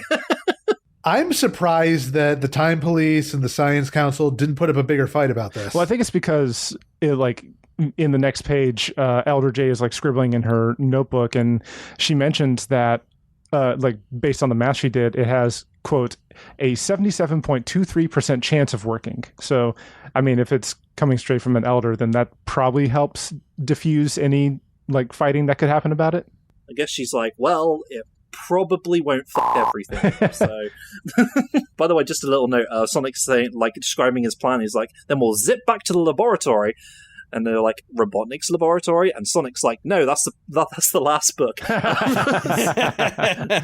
So that basically sets up what's coming next. And this is something, when I read this, I was like, oh, really? And you realize now at this point, what's happening here is James Wallace was given, like, the Sonic Bible and Stay Sonic, and was like, okay, this is a good story. What if I told a story around that? Yeah. He just took it there. This is like what you do with that backstory if you wanted to actually go into it, and you're doing time travel. Yeah. Oh, this is good. Yes. I like this. I do. Before we move on to the next chapter, I do want to just mention another funny little dig at the Time Police, where Jay does the math on, if the plan was just to send the Time Police back to try to fix things, and she says that they have a roughly 1.45% chance of making it work. Just another dig at them. Those guys is jokers. Yeah, it's very good. I can just imagine like the scenario of like if like a Time Police representative was there and just like 77%. Okay, so it's not 100. What about us? 1. 1. Yeah, exactly. I just thought about that. So they are granted a one-use prototype to teleport them back to the time of the incident, and unfortunately, they were given the wrong. They were given the wrong machine because it was the one they got was not pre-programmed, and they warped back to Mobius as it is now, still completely corrupted. So, yeah, after they have a nice another encounter with the Mythos, they go back and are like, oh, because there were 2 time machines. They did establish that there was the original one and Robotnik's copy, and I guess they just put the details into the wrong one, and and now they're backing. They're there, but they're in the wrong time, and now it's all grey. And you've got like they're described as like little flying saucers, but I can't help but imagine them as like basically sentinels patrolling this big burned out version of Mobius. Yeah. Oh yeah, these little robot dudes. And that's where Sonic has just pulls some clever little shenanigans here again to try and trick them into doing something. But Sonic has to be like, yeah, it's Tails. I don't know. You know what? It's funny because they do reverse it. Yeah, Tails is like, I am Elder Blue. This is my assistant, Captain Orange. And I like that in the very next line, it says, the orange one is blue and the blue one is orange, interrupted the red dish. We're from the 4th dimension. We do things differently there. Very colourful dialogue. You're a colourful bunch. But basically, they I can't believe they BS this. They're just basically being like, yeah, you know what? Maybe you guys are the fakers. Why don't if you're really working for Robotnik, how about you set the dials to? Oh, I don't know. What's a good time for you to set this time machine to? And funny enough, Sonic's the one who had the idea. Tails goes along with it, and Sonic remembers the exact time when the incident happened. And I'm sure you need that for the plot, but in my soul, I'm like, oh, he's counted the days since he lost his friend. Oh yeah. It's like a nice subtle thing where it's like in the book, it's like, yeah, well, Sonic needs to be smart here and remember it, but then there is the underlying like. Yeah, especially when you find out, like, of course he remembers the day his friend, like, quote-unquote, died. Which that's an aspect of Sonic's character we've, like, touched upon a little bit, but, like, that I really appreciate in this book. He's still the 90s dude, tubular kind of guy, but he's also smart in this book. He still takes, like, moments to, like, think about something. He still comes up with, like, actually good plans. he's a really well-rounded character in this book, and I like that. He's impatient, but he's not stupid. Yes, exactly. Yes, I think the word I think the author would use is he's clever. Yes. Sonic seems to be like the improvisational type, which suits Sonic because he's got to make split-second decisions in the games. Sonic and Tails managed to convince these, Sentinel robot type things to reprogram the machine, and it's like, gotcha, and disappear. And we finally get that's another chapter that I feel like could be cut out of the narrative, but it's short and it's fun enough. Like it's not as intrusive as some of the other stuff that we had in Robotnik's lab. But no reappearance of Stevie the Mole or anything like that. Yeah. I think it does establish that it will be a bigger problem later that they do have the wrong time machine. That's true. But yeah, they go back in time. That's basically it. They're back in time to 5 minutes before the machine explodes. And I like that it does, acknowledge there's a little bit of acknowledgement, like as they're running, they pass by Sally and she's like, "Hey Sonic, who's your friend?" Yeah. They acknowledging that Tails is not around right now. Nobody knows who he is. Yeah, this is pre-Sonic 1, so Tails is not even a thing.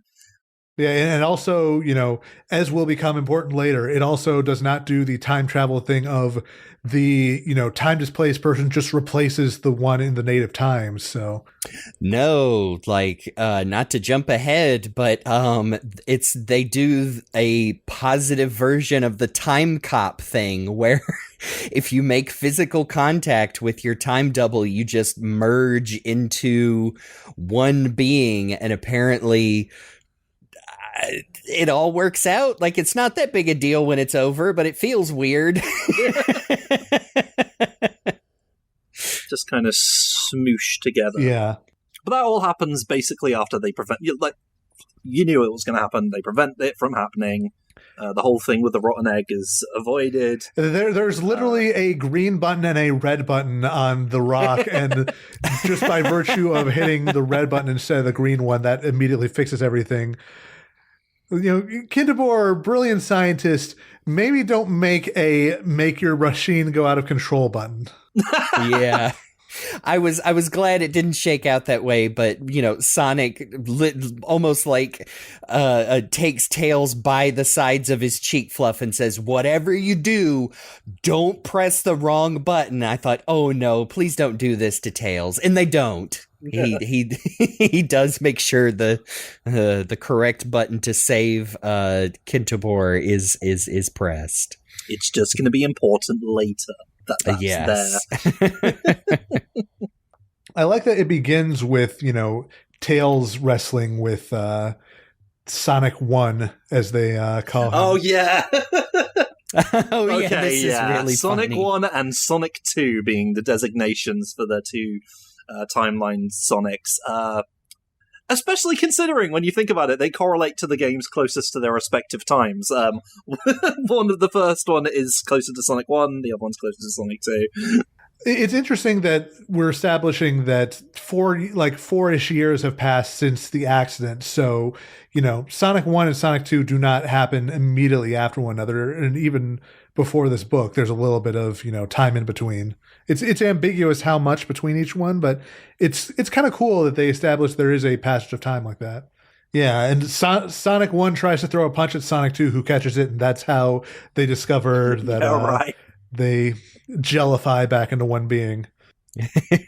So, no Robotnik. He's gone forever, and everything is going to be cool.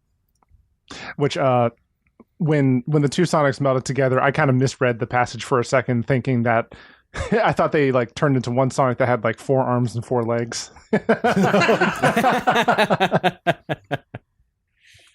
Yeah, I only think it's a tiny bit contrived where they tell Kintabor, hey, hang on to this thing so we don't have to carry it around, but don't touch it. Wink. And I mean, it comes out to be a very positive for our heroes eventually. But it was like, come on, guys. But yeah, I love that. Sonic and Tails is like, well, what do we do now? And Sonic just springs into action. It's like, well, I guess we're kind of stuck here. So let's find the Gray Emerald and neutralize the chaos on Mobius forever. Yeah. And then we have a time skip. I know. A time skip, and I imagine a montage set to an insert song. You've got the touch. Yeah, a whole month passes, and Sonic is just going around doing exactly what he said he was going to do, and he gets to see Mobius as it was before Robotnik did all the things to it, and it's great. And he hates it. He's bored. Which is like kind of what that would be mirrored in Sonic the Comic later on after they beat Robotnik. As Sonic is like, well, what the hell do I do now? I was a hero, and now I'm just the fast guy.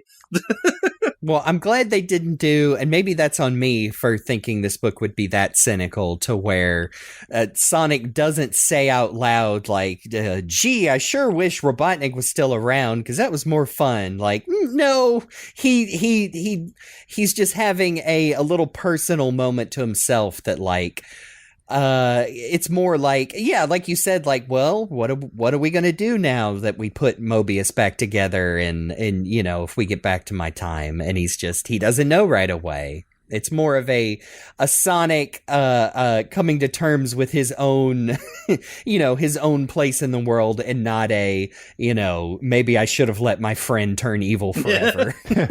Well, in the recap of the Sonic Bible that we had earlier on, Sonic was saying like he wouldn't really found what it was he was looking for in life, even when he was doing all this stuff. And then when Robotnik came around, he's like, hey, I can be a hero now. So, like, it is like interesting. Like, Sonic wanted his friend back, and he wanted peace for Mobius, but also he wanted something to do. And being a hero became Sonic's identity in this world, which is not like. And to be fair, like, I guess in Sonic as we know him now, he's not really like identified by being a hero. In fact, Sonic's whole thing is he just does what feels right to him, like these days. But like at this time, I'm sure like what they were given in the Sonic Bible is just saying, Sonic is not just a hero, he's a superhero, and he's a guy who loves going out there and wrecking robots. That's all we have for Sonic at this point. So, yeah, it makes sense to me that the Sonic Bible stays Sonic kind of loses himself a little bit. And he stated, like, all of his friends don't really respect him as much now because he's not the hero of Mobius. Yes, I was about to say, you saying that makes the next sequence where they have the, the card game that Sonic remembers. And so he, quote unquote cheats. And instead of like, in his mind, he's like, oh, they'll all think this is really cool. They're like, what the fuck, Sonic? You dick. You ruined our entire day. And it's like, again, adds to his little identity crisis, and I actually like how that resolves where he comes back and like, oh, whoops, I can't just be the cool guy. I have to actually tell my friends that I still care about them. And it's cute. He brings back, he basically, they play a version of Blackjack. Not Blackjack. Yeah, not Blackjack. With Porker, and because Porker's all excited. It's Porker, right? Yeah. Yes. And they're betting jelly beans, and Porker's all excited. Card deck as well, that's like full of celestial objects, which I think is pretty cool. Like they got their own version of a deck of cards. And like he's excited to play this game, and they can go all day, and everyone, and then because Sonic remembers playing this game on that same day, he just knows how he can win and does, and ends up with like 72 jelly beans, the whole bag. And Porker, comes back, he's like, oh, take them, Sonic. Cheater. So here are the actual... Sonic is just like, you owe me 19 times 4 jelly beans, Porky, 76. And Porky's like, what? What, not fair? I thought we were playing 23, not strip Porker. Which is great. He's so angry, and yet he still comes up with that one. Oh, man. By the way, quick note. Tails was spending his time chatting to babes, apparently. I remember... There's that old compulsive heterosexuality creeping its way back into my 90s Sonic. Well, they find him irresistible because of his fine silky coat and those cute twin tails. Sure. Yep. I'm not going to touch that one. I also love that this chapter goes into, like, this was how Mobius was like before Robotnik, talking about how all this stuff is missing because Robotnik never did any of the, added the spikes or the springs or anything else like that, or talking about how Kintabor was the one who made the loops to test Sonic's speed instead of naturally occurring. And Oil Ocean is just an ocean now. Yeah. Yeah. Oh, I do want to go back and say I did laugh because when it said Tails was talking to babes, I pictured it was just the anime women with animal ears from the early Naoto Oshima comics, like a completely different species than like Sally Acorn and the other minimals or whatever you call them. Shapely. I just like to think all the girls loved Tails. Jackie loved Tails. Oh, no, not in that kind of way, but just like, he's cute. Yeah, Tails is adorable. I would also be like, can I pet you? Your coat looks so cute and silky. And he would probably say no. He's just a little birthday boy.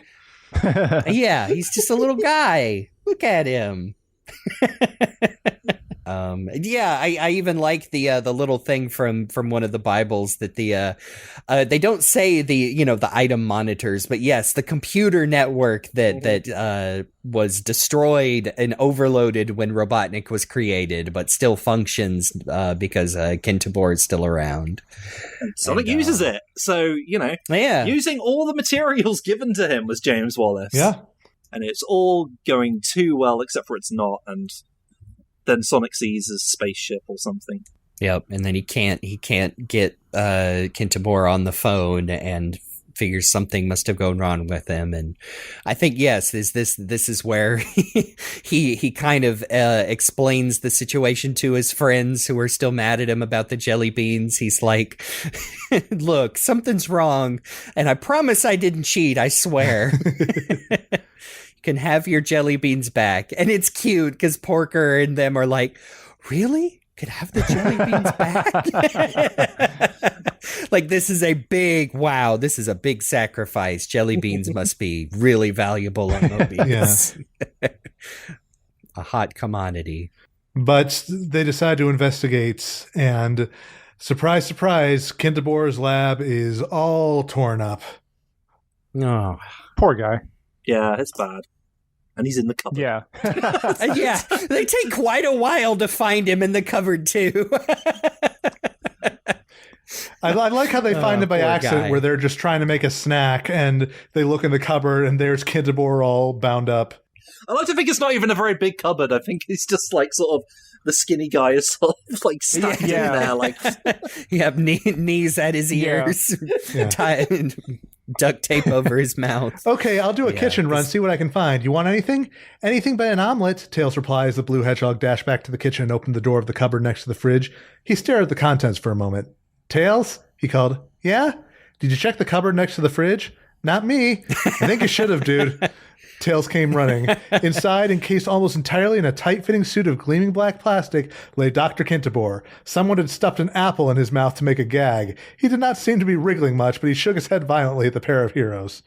I really wish there was a Poor Dr. I really K. wish there was a line afterwards where like either Sonic or Tails said, "You gonna eat that?" They very clearly recognize that suit and realize that Arctur and his cronies have been the ones to investigate, and they took the prototype and took the Chaos Emeralds that are filled with the chaos of Mobius and still wildly unstable without the Gray Emerald. I'm sure it's fine. What's the worst that could happen? But they get to talking to Kintabor, which, apologies, I think I've said his name a different way every time it's come out of my mouth. But of course is revealed that he tinkered with the Gauss-Coyne prototype that they gave him for safekeeping. He realized it was broken, but also realized, because of course, being the super genius scientist he is, that it contained components related to time travel that he was able to transpose onto Sonic's treadmill. You know, the treadmill that turned Sonic blue. And isn't that, like, interesting? I know the Flash has probably had a time treadmill before. I immediately think of the cosmic treadmill. Certainly, yeah.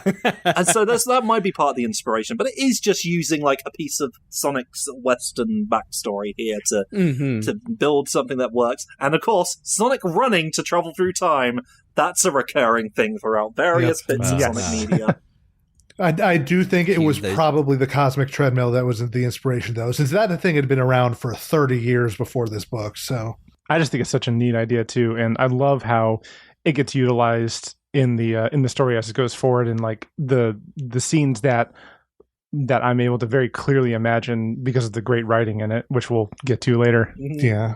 This does kind of get into some weirder time travel mechanics, because Kinderborg's talking about how, like, you know, basically as long as your, you know, actions weren't observed, then maybe then it wouldn't create a paradox, and maybe it was always predestined to happen anyway, which gets complicated when you've literally seen, you know, actions being taken that change the timeline up to this point.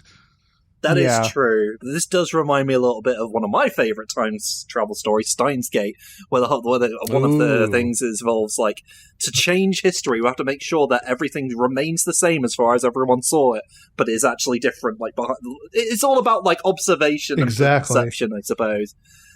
Yeah, I feel like I like that bit too, because then you get a lot of, like, that's how you solve the grandfather paradox. You know, kill your own grandpa. Well, as long as the universe doesn't observe you killing your grandpa.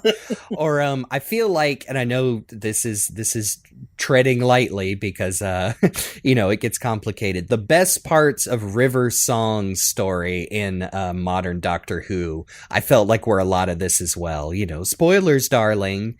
Like, just because you know of something in time travel doesn't mean it won't happen because you haven't observed the entire thing. So yeah, I like that too.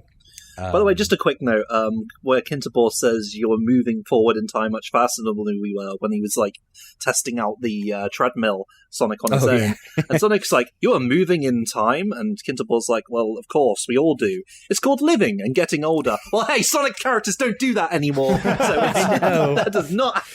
Well, I mean, even in this book, Sonic mentions it's been, 4 years since the accident. So what, was he 12 in Sonic 1 and now he's... No, don't think about it too hard. No, please don't. No. Sonic's a magical fairy. He doesn't have an age anymore. The whole franchise is a paradox. Yeah. A Sonic paradox. Hey, we got there. Sonic Shorts Volume 9 out. It's yellow.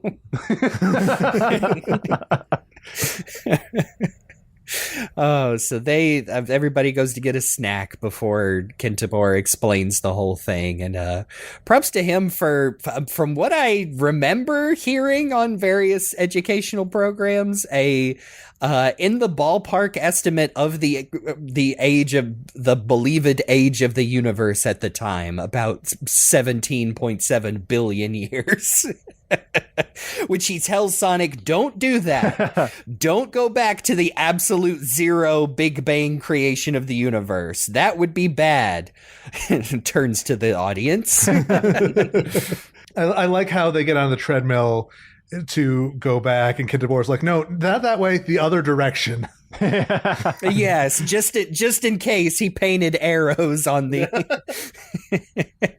forward is past, backwards is future, etc. But yeah, so they have to go back to when this invisible spaceship must have landed. There's a good gag where they get off the treadmill and immediately bump into the invisible spaceship. Yes, it's a good bit, and you think, oh, good job, guys. Our heroes have found it and make their way to the bridge, only to realize they've been led into a trap because I can't find the passage. Basically, like, yes, the other guys with a time machine also, like, basically had the same game. Arctur and the mythical guys had the same idea of, oh, we'll just go back to when they think they're going back to when we were and get a drop on them. Drop your weapons and surrender to Arctur, vermin. Who is that flying my ship? Arctur demanded. It's Arctur, you idiot, boomed the voice. The Arctur who exists 10 minutes in your future. Now pick up the emeralds and get your crew back on board so you can take off and come back to save yourself. That's not fair, man. I know we just use time travel to zap you guys, but you can't do it to us afterwards. I know. Hey, to quote the new Sonic 3, the movie trailer, no cheat codes. But yeah, they still managed to get away with the emeralds, and they returned to Kintobor to determine, based on the plans they were able to retrieve, that they're going to go back to the Big Bang and use the Chaos Emeralds to create a new universe. Just 4 pages ago that Kintobor said not to do, you're going to have to do it, Sonic. And man, I love the description of Sonic and Tails like having to trade off running on the treadmill 17 billion years into the past. Like, again, I'm very much picturing the like OVA Sonic and Tails just running as hard as they can, and the little funny sweat drops, and man, it's just a really cool image of even just the like the Sonic 2 sprites of them running in tandem with each other. When Tails a time lapse goes in reverse around them of the world changing backwards. It's cool seeing, basically Sonic and Tails being pushed to their absolute limits. Like, that's not something that you really get to see in a lot of media, just pushing them as that far to the edge. Yeah, if Sonic gets tired of running, he's been like out for a while. I know, even the description of like Sonic's trusty trainers like starting to fall apart because it's just too much friction, man. You can only reduce that friction so much with the power sneakers. Yep. By the way, just a quick note. During one of the earlier descriptions where they're like talking about like, fat rivers appearing in deep valleys, and it's all like this great, lovely sort of like painting an image of time moving backwards. And then at the end it says the special effects budget for all of this must have been astronomical. And that is a Mark Gauss-Coyne adding a joke at the end of the bit because it's getting too serious. Yeah. I had myself a sensible chuckle at that line. I also really just enjoyed this whole sequence of them going back in time, because I know the literal actions are different, but like the feeling that I got from this was kind of like the long stretch of like silent traveling from Spirited Away when they're going to the house off in the wetlands, like, and they're just like riding in the train on the water. Like it's like just very evocative. Yeah, I get that kind of feel from it. And I love the thought of like everything like becoming younger and then becoming like dirt and rubble, and then it says right here, without warning, the planet fell apart under them, becoming gassy and diffusing into the darkness of space. In the distance, the white hot ball of the sun, not rising and setting around them anymore, was beginning to do the same. And gosh, I love it. It's real good, isn't it? Yeah. It's like a cool mesh of like, if you were a kid reading this, like I would imagine you are like picturing a combination of like time travel you've seen and like, like Sonic special zones. Like if you've played Sonic 2, it almost might be like, Sonic and Tails, blasting past the half pipes in Sonic 2, like going where they're not supposed to be. All the while this time lapse around them is, yes, the universe unmakes itself, and they have to trade spots as well, like, and because that's realistic. Like after a while, you would get tired. And sorry, can I just read a certain section here? Please. Sonic unlaced his shoes and slid his feet out of them, wiggling his toes to restore feeling to them. Sorry, that's just something for all those fans out there. Why? Because it's boots. He doesn't wear socks. No Sonic character wears socks, right? So that's just. But, and James Wallace put that in there because it's like, you really feel the pain that Sonic's having to go through. Oh, man. But also, that's the thing that Sonic fans don't like to read or have described to them in any way whatsoever.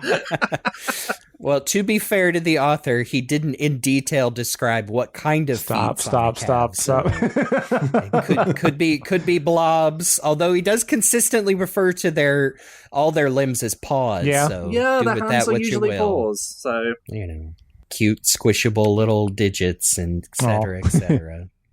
Right, Jake? Yes, cute digits. not things that are going to make me leave this call. Oh, I could keep going. which is what they have to do. Oh, Yeah. so there goes Jake. We lost him. But they do keep going. And they do eventually catch up with Arctur's ship moving through time at about the same Towards the pace. giant dynamite in the background. Yeah, I the was stick about of to say. dynamite. That was Oh, I forgot Me about too. that. one of two times Sonic has had to go back to the Big Bang. And it's, Oh, man. Well, that's what it should look like in Adventures, and this is what it should look like here. I was reading these last few pages last night. I was quite tired myself, but I just couldn't help but like feel the little bit of like, oh, they made it. But then it doesn't let up because they're like, okay, we caught up with them, but what do we do? If we stop, they're just going to keep going back in time ahead of us. So they have to maneuver because they also have a protective force field against the hazards of time travel in the vacuum of space, I believe Yep. Kentamore says. And so they have to maneuver their little treadmill kind of like a basically spaceship. dock it. Yeah, basically dock on the Arctur's ship's airlock. And also they need to And- keep very close eye on the time because, it's going to be like, it has to be 7 days exactly for the creation of the universe. And they need to take a break on the 7th, you see. Yes. Yeah. What we haven't gone is they're racing towards the big dynamite, but also a large man in a white robe with a big white beard. Just like how everyone knows God looks. No. Dog. Yes. Already said that. No, I do. Off topic. I love when media does like a comedic like version of God. The one that pops to mind is Casey Green in several comic storylines he's done, where God is just like a scruffy looking like douchebag guy with a giant headband that just says God. G-O-D. But no, they are racing towards still the center of the creation of the universe to drop those nasty doity chaos emeralds in it. But as soon as they land inside Arctur's ship, they are immediately surrounded because Arctur knew they would be following him. Of course. It's like, I thought we had stranded safely on that dirt ball you call Mobius, but we noticed your little device floating outside. Most ingenious of you. Can I offer you a glass of something? Oh, he's just cartoon villaining now. In fact, he full on does an Ozymandias from Yeah, he Watchmen. really does. I have it literally right down here. Arctur literally pulled an Ozymandias. I fired the emerald 2 minutes ago. Yeah, it's pretty much that. Which is why I really like how this wraps up because Octor is like he's villain monologuing and but like when you realize when they make it clear his justification, you're like, okay, yes, he doesn't know the direct consequences of this, but you at least understand his reasoning that he's taking the chaos emeralds, which are full of chaotic energy, and launching them into the birth of the universe, creating a chaotic universe that would allow him and his kin to exist. I mean, in his defense, destroying the universe would also destroy racism. Yeah. As far as we know. Touche. You got me. This next part might be the most interesting concept in that, kind of Back to the Future style, it does take a bit of time for the effects of time travel to catch up with the present. So Sonic and Tails have to literally outrun changing time. Like, basically there's a wave of chronal energy emerging from the Big Bang, and they have to get back to the present as faster than time itself can catch up with them, specifically so that they can Recreate Robotnik. Yeah. Again, getting back Yeah. into that pathos. Yep. I do like how Tails literally says, like, so we're going surfing on a wave made of time? Yeah. Yeah. I just, speaking again to the really good writing of this book, I also just love how I love the very first paragraph of chapter 13 so much that I like took a screenshot of it on my phone so that I would definitely not forget this part. But it reads as, surrounded by its bubble of force field, the tiny craft sped on through time. Behind it, invisible and unimaginable, rushed a wave of pure chaos. A wave which, if it was allowed to break, would wash every trace of civilization and order from every inhabited planet in the universe. Empires would crumble in the twitch of an eye, replaced by ruins and gibbering insanity. The laws of physics would evaporate to become chaotic, random, and perverse. Everything would be shifting, undecided, and unknown. That is Welcome to Weird Mageddon. It's such good writing. I love it. It's really good. It's, Like to say that the laws of physics would be like chaotic, random, and perverse. Like that's just that's A+ writing. I love it. Oh, it's going to be perverse, all right, with all these new animal characters out there. And they're Oh boy. I feel like it's really earned it with the stakes it's built Yeah. up to. I mean, going back to the very spark that created the known Mobian universe. Oh man. But yeah, I love, like, of course Tails pushes back because, he's gotten to actually meet Kintober. Like, I'm sure Sonic has told him all about his old friend and how, maybe Robotnik, he's still got that little bit of good down in him somewhere. And so he's genuinely upset. But Sonic just tells him, like, I think it's the only way, because if Robotnik is back, then none of this would have ever, this wouldn't have happened. And then they can control, maybe, like, they can keep Robotnik from getting the time machine. But now they're just worried about the entire universe. It is a desperate situation, and they're like, look, if Robotnik's got the Chaos Emeralds, there's no way these jokers are going to grab them. Yeah. Because look at what Exactly. Robotnik can do. And this Mm-hmm. whole thing would play out in STC as well later on, in a way. Not the same story, but the idea of Sonic having to undo the undoing of Robotnik. Yes. Mhm. But all credit to Nigel Kitching and his storytelling. This is a bit better. It makes Yeah. more Yeah. sense. Well, it's definitely, I might throw that to, like, the medium as well, like 8 pages of a illustrated for sure. comic versus this entire book building up to this. But yeah, you still have that, that quiet tragedy, and also, again, Sonic's cleverness and immediately arriving that, like, oh man, this is the only way it's gonna work, isn't it?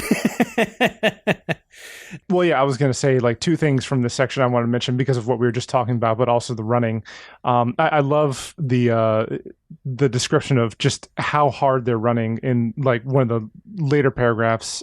Just on the next page, saying Sonic was determined. If only he did not feel so tired. His legs and arms were aching, and there were still 5 billion more years to go. His feet, Oh, boy. his feet felt like they were pounded raw, and his shoes were beginning to fall apart. The fabric flapping with each pace. That's crazy. And then, Yeah. like, speaking on the Kintobor part, I wrote in my notes that I really wish, like, this dynamic of Sonic and Robotnik / Kintobor could be in, like, the mainstream games more often, like, even if they had to, like, do some sort of retroactive game kind of thing. Because, like, with this story and, like, especially with IDW, I genuinely love this, like, story thread and this, like, heart-tugging plot of, like Robotnik once being a kindly person, and like Sonic and him being friends, and then like just that pain of losing him. And like in the IDW comics, I love these like little hints of like Robotnik remembering his time as like Mr. Tinker, and like just like taking little moments to like almost think about maybe going back, but then like reveling in his evil. And then like in this one, just thinking about like Sonic and Tails have to think about like, I can't believe we have to like we're the ones who have to make him evil. Like it's so rich, and I want more of Yeah, it. I like it a lot. I think I was going to agree and say I think the closest we've gotten is little bits in Frontiers where Sonic and Eggman just have like, little heart to heart, especially in the the Final Horizon DLC and some of that last bit where they talk about like, hey man, they don't say it out loud, but they basically acknowledge that there is a begrudging respect there. And, there's the little bits with Sage and realizing that Dr. Eggman is in there in his own thoughts, especially when he's trapped in cyberspace and has nothing to do but, record his own thoughts. He is also a complex person beneath all of his world domination. But yeah, the Mr. Tinker stuff, and I swear, like, we should all submit that question to the Bumblecast someday and just ask Ian, like, hey, I'm sure you've read those Bibles, right? Is there any of that in Dr. Tinker? That same dynamic of the tragedy of who Eggman could be. And yes, I just really like that as well. And as silly as some of the early 90s Sonic and how disconnected it can be, especially what we know of like what Japan was doing with Sonic and what the continuity is now, like that is the main thing that I really like from this era is that bit of pathos and tragedy in Sonic's past. Yeah. Although I do feel that the Kinterbor origin takes a little bit away from Robotnik. It adds to Sonic's backstory and characterization, but I feel like it takes away from Robotnik in that, you lose a lot of that nuance because Robotnik is just evil because of radiation. He's just a monster. Yeah, as opposed to having more depth to him, I feel. Yeah. Mm-hmm. Yeah, that has always been the thing. Like, the Robotnik I knew was always kind of, like, just evil for the sake of it. But now I kind of want a Robotnik who's a bit more sort of... He's a character. Yeah. And not just a glob of eggy evil. Yeah. Although I was just thinking about STC Robotnik, and it's the Sonic Adventure adaptation where you realize he's literally gone crazy, and isn't it Grimer's like, well, we've got to get out of here, Doctor, and Robotnik is like, no, I want to see what happens. I want to see the whole universe die and be right there next to it. And Grimer's like, oh, you're literally insane. So what? Like, yes, exactly. Like, unfortunately, that is like the last original STC story there. But I feel like, yes, a character Robotnik, he needs to have something to him. And even if he's completely black-pilled. It all depends on what you want from your Robotnik, because some people who didn't even have the Kinterbor origin just want him to be a horrible, nasty Nazi man, like in SAT AM. Yeah. And there's a point to be made for that. But I do like a little more nuance these days. I agree. I think that these days there's a good balance between the silly side and the threatening side, and I'm glad that we are finally getting to a point where they're giving him more characterization. But anyway, we're going to get the horrible, nasty Robotnik now because that's what they need to go back and make happen again. So we get a sequence where they get back to the lab and we see the previous Sonic and Tails stopping the accident, and then new Sonic and Tails come in to stop the stopping, and it all gets very messy with second Sonic catching the egg and then jumping in, and then the new ones jumping in to stop him from catching the egg and hit the other button just to make sure. Yes. Sonic and of 3 course, at no point, Tails 2. They never. Oh, did they actually call him Sonic 3? I think they do at least once, because they also differentiate. Yeah, they have Sonic 3 and Sonic 2, but they don't call Sonic 1 for long. Yeah. So they got Sonic 3. Oh my god, they predicted so much in Sonic. That's crazy. So they do manage to trigger the explosion from the rock as fate demands. But is it Sonic 2 also gets caught in the horrific laser beam blast, and my god. Oh, this is something that I have been teasing at, like, on the podcast, because I knew we talked about the potential of it happening. We mentioned him, like, we kind of alluded to him briefly in our Scattered Rings episode. Yes. But yes. Which I had heard this name, but had not, I didn't look it up on purpose, because... Listen, this name, people have used it. Yeah, okay. Luke posts an image of another character with this name, but we are talking, of course, about... Actually, how do we say this? Kinos the Hedgehog? Sinos! It's Sonic spelled backwards! Of course, Sinos. Of course, it's Sinos. Yeah, so that's... Shout out to Chakra X. Yes. Yeah, because, like, yeah, of course they did this. The whole thing of Kintable having his name reversed and his design reversed, I guess. But this time they've made it so that Sonic is actually white. Oh no, he is evil! Predictable He's got white jokes. And you homeboys are in big trouble. Oh, man, Oh no, he's appropriating. Yeah. Bogus, exclaimed both Bogus! tails. The flames of this. Yeah, we've Get him, gone Wade. full Bill and Ted at this point. Oh boy. But you know what? As much as we're laughing, I feel like this book like earns the Sinos thing. Oh yeah, especially because- 100%. Oh, yeah. absolutely. It's been building up to something like Yeah, this. it makes 100%, and it makes total sense in the context of the story that they have been telling. Like, they have 100% earned this. Because Robotnik immediately awakens, snatches the emeralds, and runs away. So Sonic 3 tells Sonic 1, like, you go handle him, we'll handle Kinos here.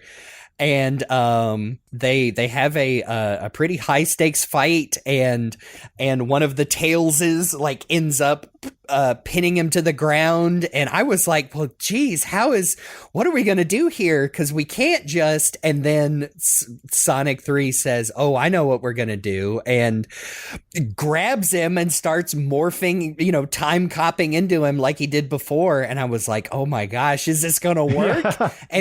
And it does, but that's what I was talking like about. the whole where reason the Sonic Tails were fighting him was because they didn't want Sonic to touch him, because what if they merge and he turns evil? And yeah, I mean, it works out, but there was a part of me that thought, like, this is something that if in the future they could do with more books, where Sonic now has, like, an Incredible Hulk or STC Supersonic thing. Oh, yeah, I was going to say, gee, imagine that concept. But this was another, like, this gave me shades of, like, current Sonic, where he's, like, impulsive, but he knows it's going to work. Yeah. And then you ask him, well, what if it didn't? It's like, yeah, but it did.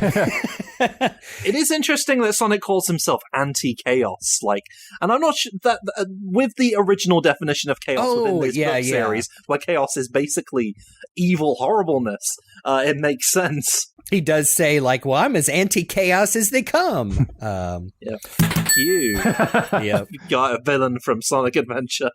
it does. My favorite line.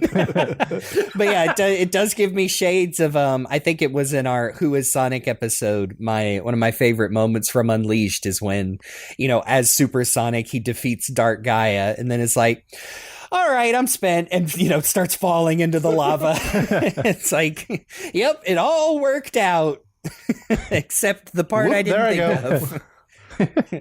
I also really like this bit in the fight where they think about the fact that, like, in this story the rings help, like, neutralize the chaos, and so so that's a good one. Yeah, so they start putting it around Sinos's, like, legs and arms and stuff. And it gives him just enough of an advantage to pin him down. And I like at the end of the transformation, the paragraph reads, "Finally, the violent spasms slowed down and the color changes began to stabilize, flicking between a muddy gray and a light blue.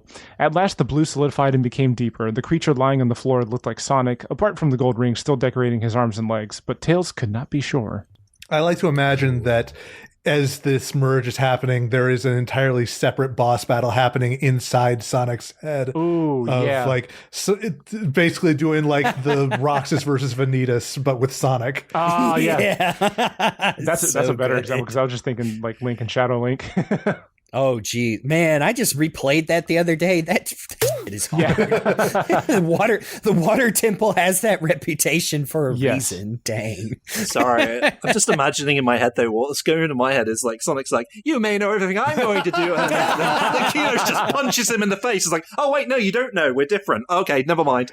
Strange, isn't it? I know you just brought it up, Jake, but the fact that they used the rings as chaos limiters. Simpsons did it. And then just to add to the whole, like, just a quick little thing of adding to the whole, like, is he Sonic or Sinnoh? Like, Sonic gets up off the floor and he's like, haha, now I can destroy you all. Everyone jumped. Only joking, dudes. Yeah. Oh no, he's Fleetway, the Hedgehog. And here's the thing, this whole conflict is more or less solved, but we're only halfway through the chapter. Right. Yes. Yeah, they cram a lot into this chapter and it works. And then Captain Carl and his squad shows up again. All right, who's been messing with time? It's you lot. Basically. But hey, Sonic's got it figured out. He's like, now they just need to make sure the original time machine doesn't get discovered again by Dr. Robotnik. So I love how this works out. Yes, very good. I also like that Captain Carl keeps mispronouncing Robotnik's name, like Rokintab. Yeah. Oh, yeah. So they basically work out like, okay, we have to meet. Robotnik obviously invents something to jump dimensions, which is how he jumped to the fourth dimension, picked up a time machine, and then the book happened. So they make sure to meet. They make sure to meet Robotnik when he arrives in the fourth dimension and greets him as Sonic and multiple Tailses and scares him and disgusts him so bad that it's a dimension full of blue hedgehogs and two-tailed orange foxes that he decides never to use his dimension hopping technology again. I really like it. It's a funny bit. If it only gets me to places like this, it's useless.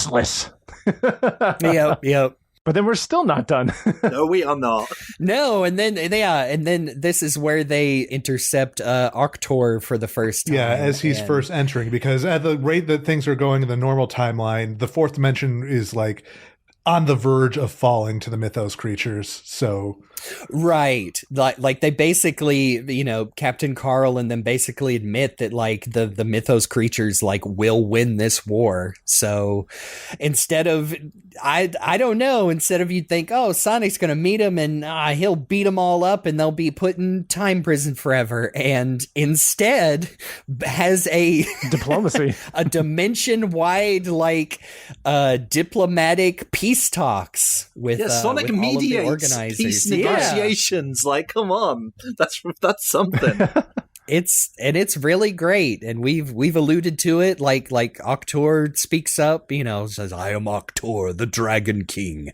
Can I read this entire passage? Yes, go for it. The Dragonkin stepped to the center of the dais. A spotlight shone down upon him from above. "Suit, release me," he said, and his sleek black uniform coiled away down his body to the floor. Under it, he wore a massive metal breastplate, designed and carved into an intricate pattern and enameled in bright colors. It was obviously the armor of a warrior chief.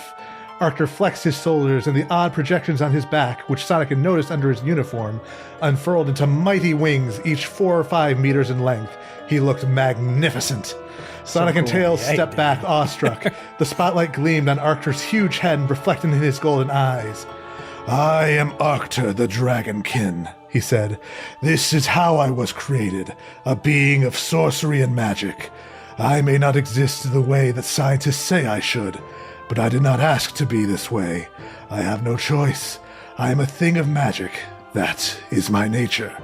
You science counselors and time police with your high ideals, you cannot see beyond the end of your tiny noses. Yes, your science says I cannot exist, but I do exist. And I and my kind existed peacefully for many years until you attacked us. Here I am. Look at me. Your laws of science cannot tell you everything about the universe. They do not explain beauty or art or emotions. They do not explain life, and they do not explain me. Until you know everything there is to know, you cannot say truly what should exist and what should not. When you pretended to have more knowledge than you do, and condemned me and every being like me to non-existence, we took up weapons technology, your accursed sciences, and fought against you. And we will do so until you let us be, or until we defeat you. It's so good. God, I get a fucking legitimate goosebumps. Yeah, that I like. Again, even without the science context, that's just good writing. Yes. Yeah, he basically gives him a serious version of the old the Donald Duck Mickey Mouse edit where Donald says everything we know is and love is reducible to chemicals. Hypocrite that you are. Hypocrite that you are. You trust your chemicals in your brain to tell you they are chemicals. Will you fight or will you perish like a dog? But yeah, it's good. That's what it is. And that all comes after LJJ being like, well, the science says that you shouldn't be. And right these days, I'm just like, yeah, we've heard that a few times, J and K. Yeah. Anyway. J and K sounded a lot like, EA marketing people. Oh, jeez. But yeah, and not only like, and here's the big reveal of Octor that they basically say the ball is in his court. Like they've admitted out loud that they cannot keep fighting them. So if they say, you decide to like basically not turn the other cheek, like they can just take over the entire fourth dimension. But what happens? No, he says, let there be peace. And like we are willing to live peacefully. After some deliberation. Yeah, and after Sonic very logically says, okay, here's how this is going to work. You're in this infinitely spanning series of corridors that is barely taken up by any of you guys. You have more than enough room to give these guys a place to crash. Just, split it 50-50. Everything above a certain floor is yours. Everything below a certain floor is theirs. Make it work. Yeah, you have all the housing. Why don't you let people live in it? Oh, boy. By the way, if only everything, all the world's problems could be solved with an awesome slow motion freeze frame high five with Sonic and a dragon. Sonic the Hedgehog solves the housing crisis.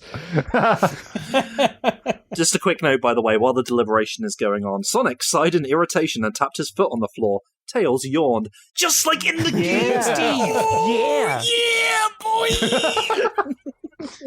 Hey, like you said, he played the game. I did smile when I read the tapped his foot part. I was like, oh, he gets it. Yeah, he gets us, guys. He's one of us. One of us. Yeah. Well, he's not that deep in it, and God bless him for it, because he just played the old games and then checked out, and that was a smart decision. Good I thought for you were about him. to say the good games. I was thinking it. No, he didn't play Sonic 3 and Knuckles. That's true. Oh, that's true. Oh, true. Didn't get that far, but he knows who Knuckles is, and now he knows. He knows who Eric is. So we get just a few last pages of epilogue, and we have one more loose end to tie up, Sonic says, and it's the thing that he tripped on. Yeah. So we literally come full circle here. Yeah, because he did throw it into the grass before, and he was just like, "Oh, I'm just going to spin around a few times, and it's going to land there. My foot will find it." Again, getting back into the question of predestination versus actual changing the timeline. Basically, goes back and does it, and he does end up tripping. So yeah, he trips on it. He's like, "All's well that ends well," and throws it into the waters where it will never be seen again. But none of that basically, none of that happened. Yep. And Sonic has to be like, well, being a hero sometimes is not getting the adulation for stuff. Yeah, that's. I was trying to find it, and that I wanted to read that passage because I think that's I think they adequately thought through that detail about because I thought about our discussion about Sonic Prime and how that ended up into nothing in a bad way, but because Sonic and Tails remember things, and I'll just read the passage here real quick because I think it does a good job of everything. So so Tails is saying, I think they will, Tails said. They were getting on very well when we left. So if we're going to take over at the moment when we left off and nothing happened, does that mean that the adventure never happened? Sonic paused for thought. It was something he had been wondering about. He was about to finish his greatest adventure of all time, literally. But if he completed it successfully, it would cease to exist and nobody would remember it. So he could not boast about it in the future. Then Sonic says, that's one of the perils of being in the hero business, dude. At least we'll remember it. And everyone in the fourth dimension, too. Yeah. Yeah. Yep. Oh yeah, they do. They did establish that like time shenanigans don't affect the fourth dimension at the same Yes. the same Yeah. way. They got special error traps set up to make it so Yes, that everything works in there. Yeah, the whole thing is that when they were going back to change the stuff with Arctur, it was because they traveled back at the time that, they were in like on Mobius because you can't actually time travel in the fourth dimension. So Yeah. So yep, they do. Sonic and Tails do the race again. Sonic trips again. Tails also rolls through part of the picnic, and Sonic picks up the machine. And instead of wondering what it is, he just tosses that old piece of junk into the lake. The end. Now let's eat. Yeah, that's how the book ends. That's... And yeah, like once prefacing like various other Sonic stories where it never happened in the end, except for this one was good. Yeah. Yeah, it really was. This feels the ending feels earned, and it feels like satisfying. Yes. Yeah, I have no caveats with this story aside from like, knowing that it's of its time in the 90s, but absolutely, if you're only going to read one of these, read this one. Yes. I haven't read the other two, but I know this is the bestest one. This is definitely the best one. This is definitely the best one. Like the next one is another James Wallace one, and it's interesting, but for entirely different reasons that we'll get to when we get there. Yes, we will. Pretty good, that, eh? Yeah. Oh, definitely. Very much so. It was absolutely a delight and a nice pleasant distraction from my real life problems. This finishing reading this book. Yeah, I think that like it's a really good time travel story on its own, which again are notoriously difficult to write effectively, but it also really uses what backstory there was for Sonic at the time really effectively.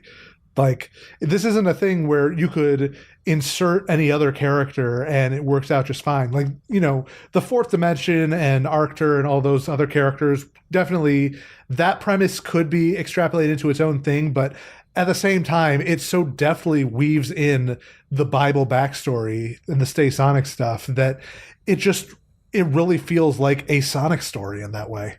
Yeah, like I said before, you're given the Sonic Bible backstory. This is the kind of story you write with it.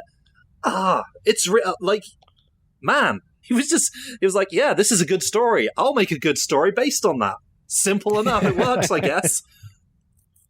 I truly enjoyed reading this. And yeah, like, I feel like you could, in some ways, insert different characters in Sonic and Tails and the story would still work. But I guess on a personal level, I think because it's Sonic and Tails and because of all the history that we know about them and like up to this point in 2024, like we're able to kind of put more resonance into this Sonic and Tails and their characters and see how everything works out. Because like I said earlier, I really enjoy how Tails gets like multiple chances to step up and like be the one who's like leading and commanding and having Sonic go along with it. Yeah, and it's like, these are very different Sonic and Tails than the ones we have in current media today, but there was no point where I felt like, this is out of character for either one of them. Like, it still manages, I feel like, to carry the core essences of the characters, especially as they were at this time, while also not really, sacrificing anything of them or their relationship in the same way that I feel some other media does. Like, we were talking about it before. This really feels like Sonic and Tails are, working together, equal partners, both of them contributing nonstop throughout the entire adventure. And it's great to see something where they are using both characters to their fullest. Mm-hmm. We don't have to Agreed. keep cutting to weird little characters that are references to things in British media. I don't know about you. I think Mickey the Monkey could have fixed the time machine. Yeah, he's a smart guy. Yeah. It is funny how it did preface like lots of things that would come in Sonic media, like the time. Obviously, it makes sense that Sonic would have a time travel story in later things, and we weren't expecting it in literally like the next big game. But yeah, and the Echidna. There's an Echidna in it. That still throws me for a loop. That he got there before Sega. So maybe this is the guy who owns all the Echidna characters. Have you thought about that, Mr. Penders? Oh, dang. Your little James went now. He doesn't need to get down that path. He seems quite happy with his life now, and all the better for him. While I was reading through the book and just the imagery of the chapters and the sentences, everything, just like really painting really good pictures in my head. I made the note to myself that I would really love to see this turn into like either a movie or a duology of movies, like a part 1 and part 2. And like, that's never going to happen. But, but like, I feel like this story is so ripe for like really good emotional bits and like amazing visuals. I would just absolutely love it. And then if I had like FU money, I would make the movie myself. You'd be the only person making a movie based on the Sonic Bible stuff, but hey, I'd be down for it. No, I feel like you could potentially do something like this with current Sonic. Obviously, you'd have to change things around and the events quite considerably because the Kintable origin is quite pivotal towards it, but you could do like stuff with, Tails being a bit more sort of aware of time travel stuff because he's the smart one. It is possible to make this work, but I feel like, again, this being of its time and of when that sort of Sonic story was what we had over here in Britain, this was just about the perfect story you could tell with that as a springboard. Yeah. I feel like you could definitely make it work in this day and time, because I think about like Sonic Prime, like really the only thing you need to know about them is that Sonic has friends, and then his friends got jorbled up into other Shatterverse peoples, and there's not really any predication about the games besides rings. And that's it. Really? Question mark. But yeah, you do have the baggage of what Sonic was in England and Europe specifically at the time with this one. But I think you could still make this story work. Like with modern Sonic, it would, you just have to finesse it a little, like going back in time to basically stop Robotnik before he does whatever in Sonic 1. Specifically, before he can ever put Flicky in a badnik, Sonic shows up to stop him, and like the idea of being stopped before he even starts just prevents everything. Yeah, just tears up the blueprint for the Eggomatic, and he's got no way. Or actually, no. The version of the story, the modern version of the story, would be preventing Maria's death. Oh, damn! Go way back. Oh, maybe. Oh, that's interesting. Yeah, so this idea can work. It may not be the exact same. But then the fallout is that when the Black Arms invasion comes, there's nobody left to defend it. Yeah, and Shadow's just pretty chill. But then do you have to go even further back and like, I guess make sure like the Chaos people don't get sent to... Yeah, I mean, yeah, you could do stuff involving like going back in time and doing stuff involving the age. There's a lot of different like points in the timeline that you could alter and do like a version of this story where you change, like going back changes everything and creates an idyllic paradise but leaves it vulnerable to a bigger threat. Yeah. Guys, we have got to stop making Sonic Prime but good. But